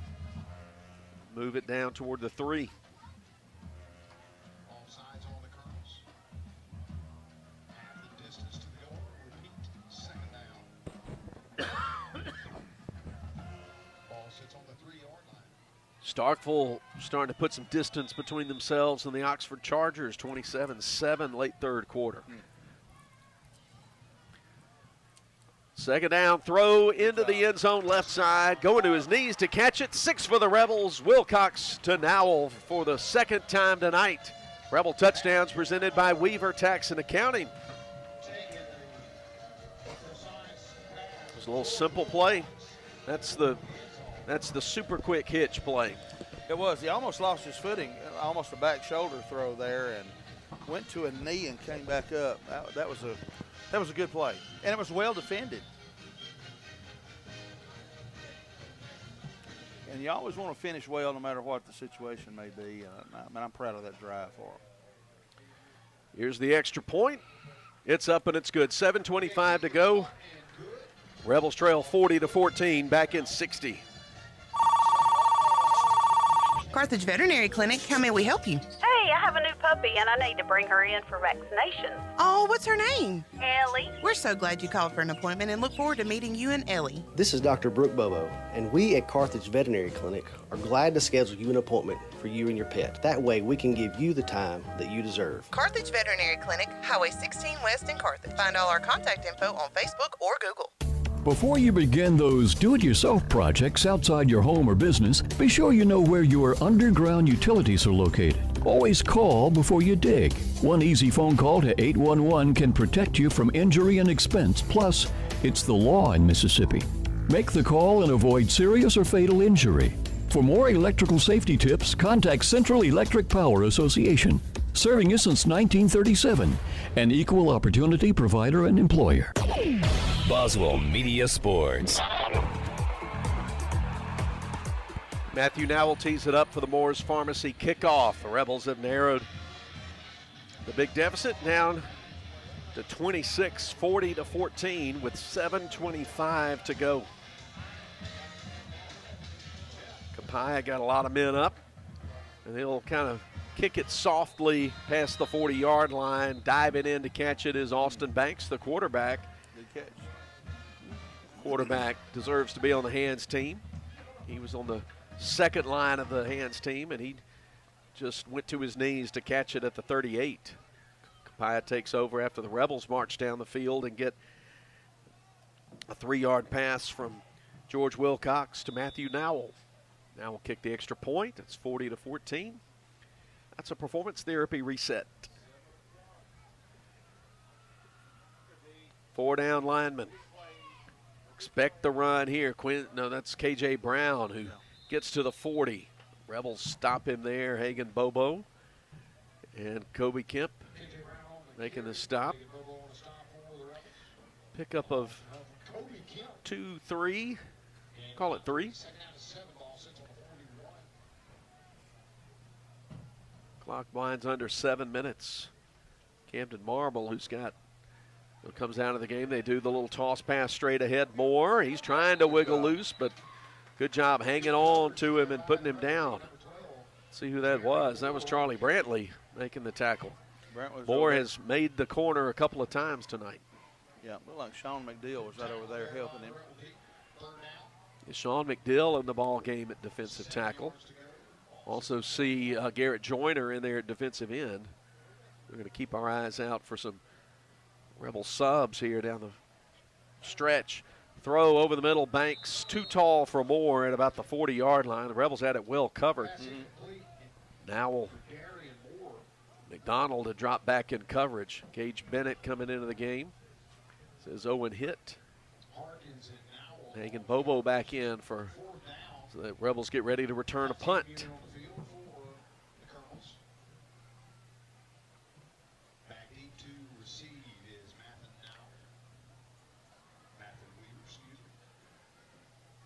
Brantley and Weaver. That low snap, and then kicked away under pressure. He gets a kick about 8 feet off the ground, but it takes a nice roll to the 30-yard line. So punter's got to be happy with that. Yeah, he's wanting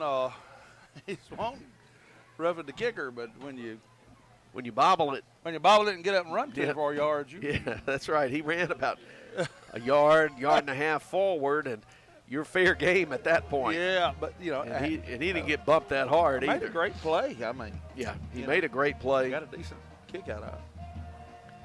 So LA takes over with 6:05 to play. See if we can put together another 60, 70, 80-yard, 70-yard from the drive. Pistol.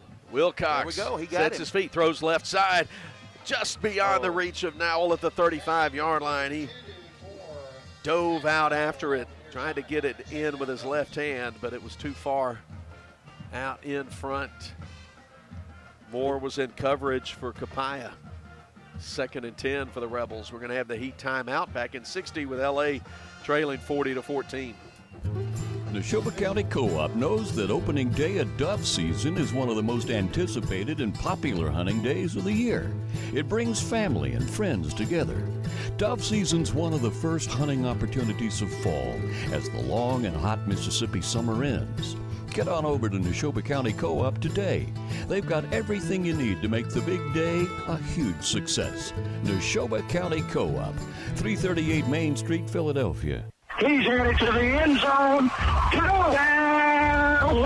The Junction and Prince Oil Fuel Champions. As you travel to the game, shop and fuel with people who are invested in your community. 60 years of fueling Central Mississippi and champions like Leake Academy. Locations are all over Mississippi. Carthage, Philadelphia, Oxford, Ridgeland, Scuba, Louisville, Newton, and Union. They also do catering. So be sure to put some Junction in your next function. It's the Junction and Prince Oil.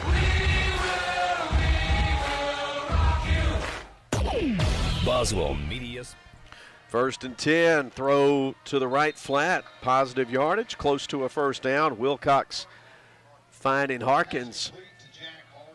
Harkins did a nice job sort of stepping side to side and getting through some defenders. He gets exactly 10 yards. He gets a Central Mississippi Animal Clinic first down. Snap goes back to Wilcox. He's under pressure, moving to his left, extends the play, throws it deep into double coverage, and it's incomplete inside the 20-yard line. He wanted Nowell. Good job, Wilcox, extending the play, but throws it too far out in front of the receiver. Rebels send in John David Gill at running back. Ben Jackson split wide to the right. Harkins and Weaver in the slot.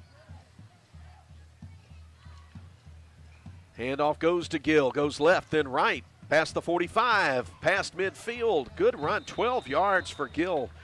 And a Central Mississippi Animal Clinic first down. Warner Young in the game, split out to the left. Yeah, good run in there. Right off right tackle. Young, Weaver, and Harkins. Trips to the right, to the left. Handoff, John David Gill, straight up the middle. Breaks through one-arm tackle, gets to the 45 where he's brought down. 2nd and 6 coming up. Or 7, maybe 6, maybe 7. We'll call it. Long 3. Yeah. Yard game. Yeah, sure. Why not 6? Chandler into the game for Gill. Rebels had plenty of time on the play clock with a little confusion, but back to throw is Wilcox. Finds Weaver at the 35, up ahead to the 20, to the 25, and finally brought down at the 23. As Brandon Swilley got out there and tackled Weaver, but pass gets another Central Mississippi Animal Clinic first down for LA. Gill back in, Chandler out.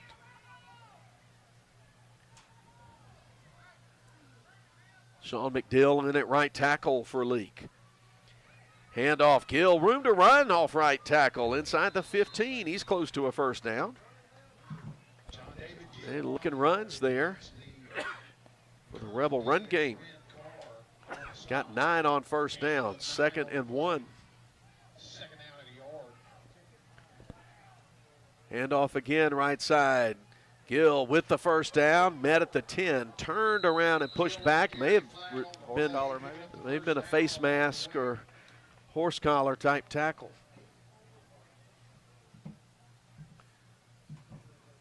See what the officials say. Clock stops with 3:47 to go as Leake's moving down the field with authority here in the 4th.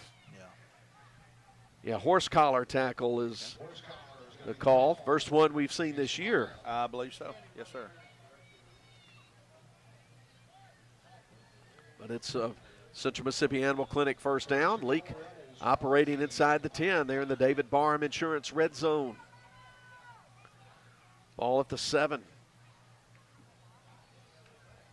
Empty set backfield. Wilcox throwing to the left corner, looking for Nowell. He's got it. He brought it in on his hip in the corner. You talking about squeezing one in. They did it there. That's 6 for the Rebels. Look, he played that defensive back. He slowed down, and when he slowed down, the defensive back turned around. Then he kicked it back into gear and caught it right as he went across the line.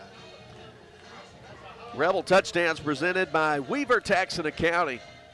Not once, not twice, 3 times Wilcox to Nowell for 6.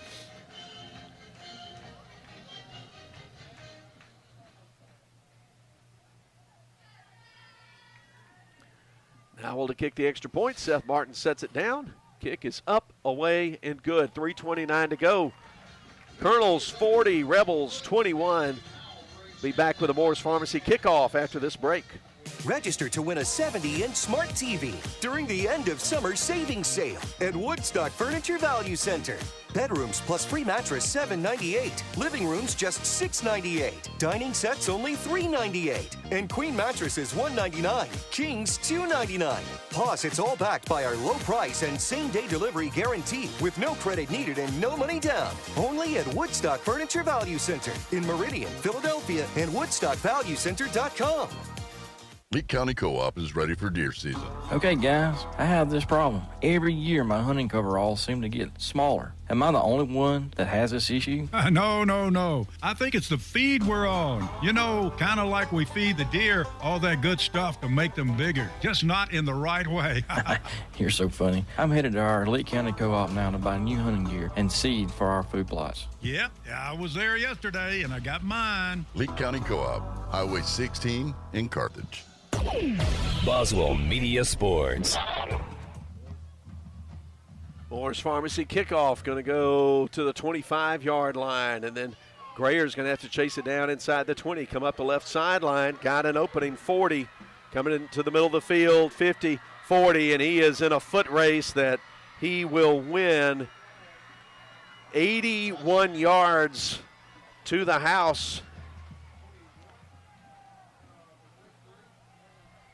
And that was that Grayer or Segrist? Yeah, that was Segrist. Oh, it was number 8, Luke Sanders. Luke Sanders, sorry about that. Young man was moving so fast I couldn't tell if that was an 8 or a 3 or a 5. and we had him pinned against the there was just enough room for his shoulder pads and his feet to dance down that line. Current point after. Looks like a different kicker now. He certainly has a different approach. Yeah, more of a straight-on look. Kendall Watley Good kick. kicks it through and makes it 47-21. With 3:14 to go, we'll keep it here.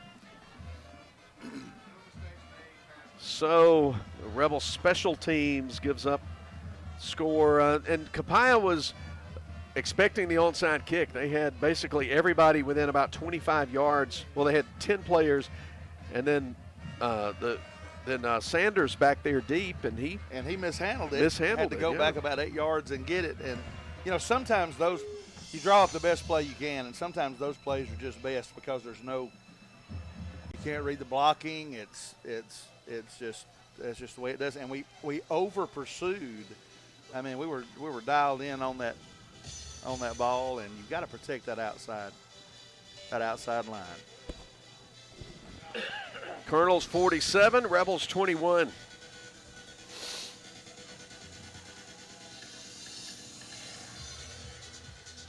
.3:14 left. Kickoff from Austin Baker. Taken at the 12 by Charlie Brantley. Comes to the left hash. Now middle of the field, surrounded by white jerseys. He goes down as he crosses the 30 to the 31. Jack Kitchens and Reiser Gwines made the tackle. The Rebels come out to the line of scrimmage. Gill stays in at running back. Yeah. 3-man front for Copiah. Wilcox takes a look now, looks into the sideline. Exactly 3 minutes to go. Hand off Gill, room to run, 35, tackled at the 37. It's got 7 on first down. Fourth quarter presented by the Neshoba County Co-op. Receivers 2 to each side. Wilcox will put it in the air, complete to Jackson into Colonel territory, dragging defenders with him across the 45. Now near the 42-yard line. It's about 21 yards by my count on that pass, catch, and run. A Central Mississippi Animal Clinic first down. Isla Green, good-looking tight end, junior, 6 foot, right at 200, ran well. Hand off, Gill looking for opening, nice patience, gets rewarded with some room to run straight up the middle, gets to the 35, 30, now to the 33-yard line. So he's good for about 8 yards, maybe 9, give him 9 to the 33. Gets the carry again on second down, gets the first down, dragging defenders with him just inside the 30. Under 2 minutes to play. Got the Woodstock Furniture postgame coming up when the clock hits 0. Rebels get to the line quickly. Wilcox going to throw toward the end zone right side. Getting one hand on it, but not two, as Ben Jackson just past the goal line. He was well covered out there, but pass was put where really only Jackson could get it. Yeah, Jackson's got 2 or 3 inches in height, which gives you about 5 or 6 inches in arm length out there, and just couldn't quite bring it down. 2nd and 10. Inside the 30, handoff. Gill, he gets hit hard, stays upright, then twists around, does a full 360 before Luke Sanders gets him down. And that's not the same Luke Sanders who returned the kick. I think that was Jamarius Grayer who got it. Probably so. From 81 yards. Handoff Gill, left side, positive yardage, goes into the David Barham Insurance red zone down to the 19. And that's another Central Mississippi Animal Clinic first down.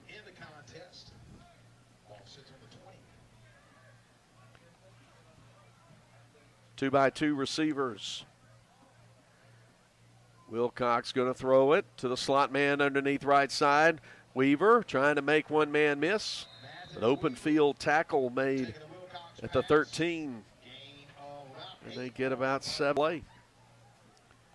47 seconds, clock ticking, fourth quarter. Rebels have 2nd and 3. Finish well, Leake.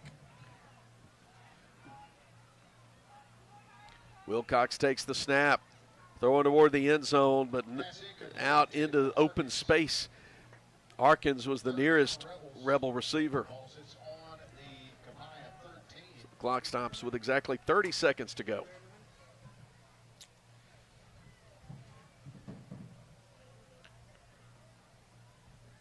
Wilcox holding his hands up, wants a play call of some kind. Gets it. Rebels set up with a wide side of the field to the left. Wilcox going to look left. Throw for Warner Young, and it's off his hands right along the goal line, incomplete. Well defended there. You have tight coverage. Looked like Brandon Swilly with him step for step. Yep. It's one of those, if he catches it, it's a touchdown. 4th and 3. 4th and 3 from the 13. Wilcox sets up to throw toward the left corner, a little too deep for Harkins, and it was nearly intercepted. Grayson Moody nearly got 2 hands on it.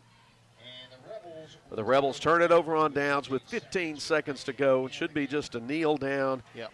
And then everybody will head to the middle of the field, shake hands, and get to the Woodstock Furniture postgame. 45 pass attempts tonight.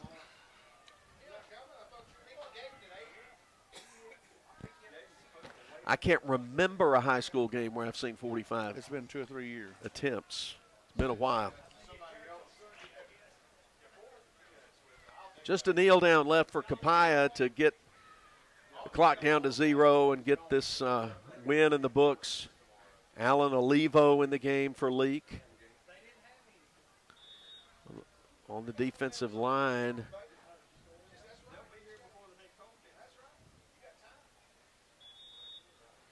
There's your kneel down, and we'll count it down from there. Final score, Copiah 47, Leake 21.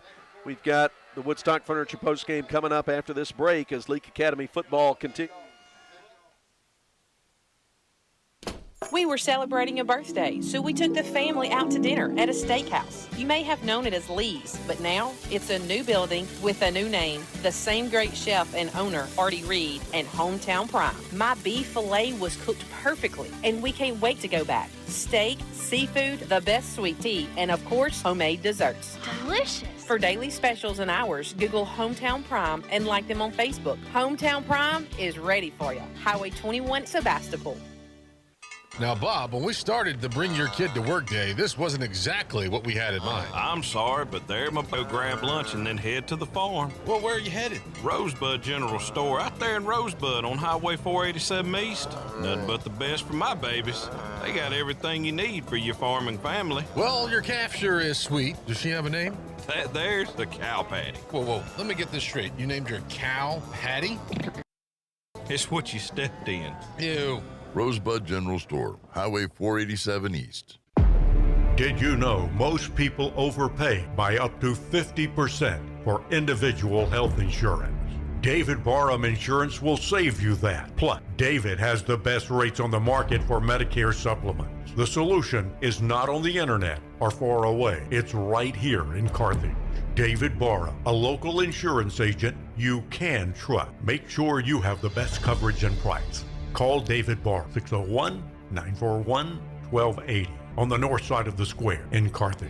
When dealing with something as complex as taxes and payroll can be, you can turn to Weaver Tax and Accounting to make things easier. Their professional staff works diligently to make sure your business and personal returns are complete and finished in a timely manner. Weaver Tax and Accounting will also execute your bookkeeping and payroll, bringing you the best in tax services since 1979. Weaver Tax and Accounting, 20 South Street, Sebastopol, and 109 Chadwick Avenue in Walnut Grove.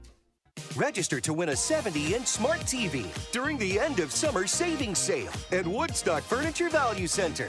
Bedrooms plus free mattress $7.98. Living rooms just $6.98. Dining sets only $3.98. And queen mattresses $1.99. Kings $2.99. Plus, it's all backed by our low price and same-day delivery guarantee with no credit needed and no money down. Only at Woodstock Furniture Value Center in Meridian, Philadelphia, and WoodstockValueCenter.com. Boswell Media Sports.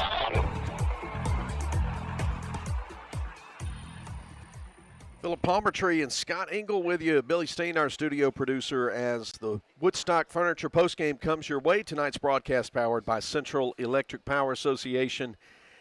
And it was a power win for number 6 ranked Copiah, getting a 47-21 district win over your Leake Academy Rebels at Thagard Field. We had a even Steven first quarter, 7-7 the score, and that game was pretty even in every way. KJ Brown got the scoring started on a 3-yard run to cap a 67-yard drive for the Colonels and take a 7-0 lead, but about 4.5 minutes later, the Rebels were in the end zone. Matthew Nowell on a 4th down play, 19-yard pass from George Wilcox, capped a 7-play, 73-yard drive. Nowell's extra point tied this game at 7, and these teams look like they might be trading blows all night long, but Copiah just turned up the strength and the power, started running straight at the Rebels and started to establish their dominance at the line of scrimmage that they kept through much of the evening. Outscored the Rebels 20-0 in the second quarter to take a 27-7 lead into the locker room. They got a long pass on a short, or long gain on a short pass from Banks to Darian Moore for 52 yards, and then 2 more rushing touchdowns before we went to the locker room. And on their first drive, they scored in less than a minute. Got a long run from C.J. Brown, and then Jake Ainsworth plunged in from the 2 to make it 34-7, and Copiah really never looked back from there. Got it to 40-7 early fourth quarter, and the Rebels scored 2 touchdowns in the middle of the quarter.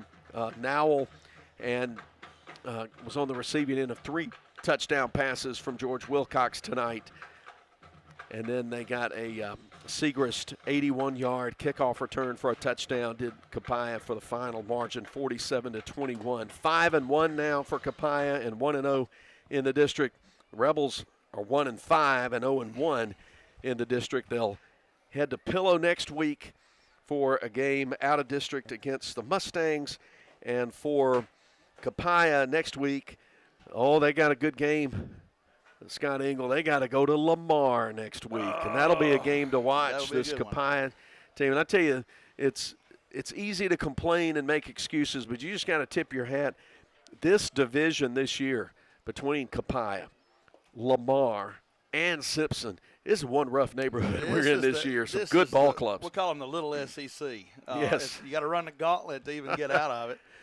And I tell you what, we've seen some good teams. Tonight is probably the best I've seen. Yeah. Or that we've faced this year.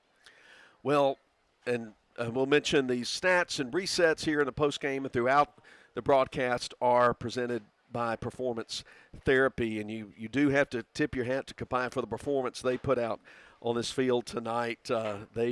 And it all starts up front. They control the line of scrimmage through 3/4 of this game. Yeah.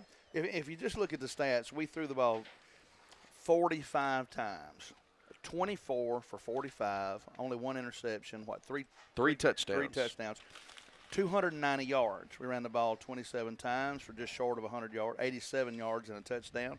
We ran 72 plays, 387 yards. Now, if that's the only stats you hear, you're thinking, how in the world could you come out on the negative side? And I think the quick strike capability on a broken play with there at the end, a couple of longer plays, but they put together about 3 drives, as good a running attack as you've seen, back in the 60s and 70s. What you would see on a Saturday, that's just sort of what they did. You said that it looked like their coach had questioned their manhood, and I think the coaches had questioned Leake Academy too, and they responded well, but definitely facing the toughest competition they've seen all year, and definitely a contender for this division. Yep, no doubt about it. It's going to be interesting to see how this division shakes up, and I think there are going to be a lot of playoff teams out of this division as the Scott's still a couple of weeks away from being welcomed into the world of the MAIS PowerPoint system, and it's an interesting little animal because anyway, we'll talk about it later on through the season as it starts to mean something about the postseason. Okay. But talking about this 47-21 loss tonight, again, we see some things we've seen through the year. Rebels have been a little bit leaky at the back end at times, giving up some big plays that have hurt them. And but on the other hand, on the positive side, this team plays hard down to the final horn, final whistle, and it's paying off for them. Paid off last week with a win, and 2 games coming up that are going to be critical for Leake's season. The next 2 weeks, both on the road at Pillow, and then the next week at East Rankin in district play. And those are games that you've got to think the Rebels would be favored in. Certainly that East Rankin game. I think next week's going to be a real battle, but one that if Leake plays well, they've got a very good chance of winning. And then we got to play Lamar here in week 9 and then at Simpson week 10. So we're coming down the home stretch. But time for some of those lessons and some of that progress to pay dividends. Right. 24 for 45. 5 of those passes were catchable, and 2 or 3 of those passes were just a little bit behind. That could easily be 35 for 45. Take away a couple of the long plays. You're looking at a 2-touchdown game. And the underclassmen seem to be stepping up, and I didn't realize till tonight, looking at, oh, good Lord, that Major Chandler, freshman, 6'1", 218. We saw him.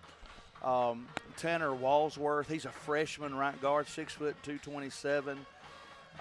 We got to see a little bit of a sophomore running back, John David Gill, ran the ball heavily in the fourth quarter. So when you get Chipley back, a junior that's been battling a shoulder injury at 6 foot 184, look, I mean, the future's looking bright. Now we do have the quarterback is a sophomore. I mean, we're just not a lot of seniors. There are going to be a lot of players back. There's going to be an experienced ball club next year, no doubt about it. Yeah. Well, let's take one final look at the scoreboard before we wrap things up in the Woodstock Furniture postgame.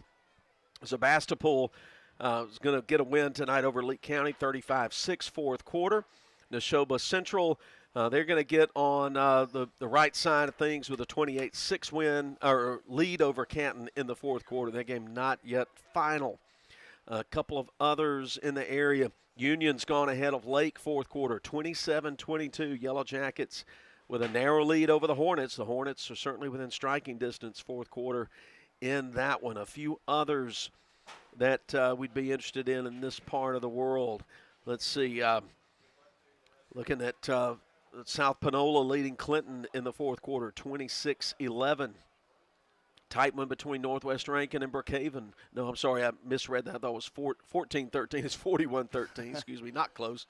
Cougars of Northwest Rankin way out in front there. MAIS score, Bio leading Mag Heights third quarter 34-14. Still moving forward. Ethel leads Winona Christian at halftime 16-13. Still 7-0 halftime score showing for Louisville leading at Noxubee County. So that was a close one in the first half. And some of these games are final, and looking at a few others that are still in progress. Let's see. Forest holds on to beat Scott Central 10-7. That was the score at halftime. Yeah. Kosciuszko 47-7 win over Newton County tonight. So tough loss for Newton County after a great effort last week against Union. And I'm looking for that Union score as I click through this thing. And by the way, you can go to Kicks96news.com, look at this scoreboard, and see for yourself what's going on. Maybe you follow a team in another part of the state. Starkville wins the Little Egg Bowl 33-13, defeating Oxford. And Starkville shuts out Pillow, the Rebels' opponent next week, 28-0 over in Starkville. Lamar beats Heritage 35-17 in Columbus. Wow. So Lamar's rolling right now. East Rankin puts away a mitt 59-32. And looking for that Union score as I click through here and just noticing some others. But not seeing an update on I that usually one have right now. 2 or 3 people shooting me scores, and I want to thank them for doing that tonight. I apologize. I left my phone at the house. Uh-oh. So no shout-outs to – I know my phone will be full by the time I get home. But clicking back through one more time. There it is. Well, still 27-22 Union leading Leake fourth quarter. Well, that'll put a wrap on it for us here from Madden and the Woodstock Furniture postgame. Thanks for being a part of things tonight. John Alden Crosby was our action camera operator, and he always does a great job. Solid, dependable every week. Yes, sir. We appreciate Billy Steen, who is exactly the same at the Boswell Media Sports Studio in Kosciuszko. Scott Engel, I enjoyed my Friday evenings with you. Yes, sir. Thanks for being with us again. We appreciate our sponsors. We appreciate our producer director, the award-winning Breck Riley, and the whole team at Boswell Media Sports. For all of them, I'm Philip Palmertree, thanking our sponsors, and for all of you for watching and for listening tonight. So this is the sign-off from Madden, where Leake falls to Copiah 47-21. We'll plan to be back with a 6:15 pregame, 7 o'clock kickoff for the Rebels and the Pillow Mustangs from Greenwood next week. So we'll hope you'll join us. Until then, good night, grace, and peace. Go Rebels.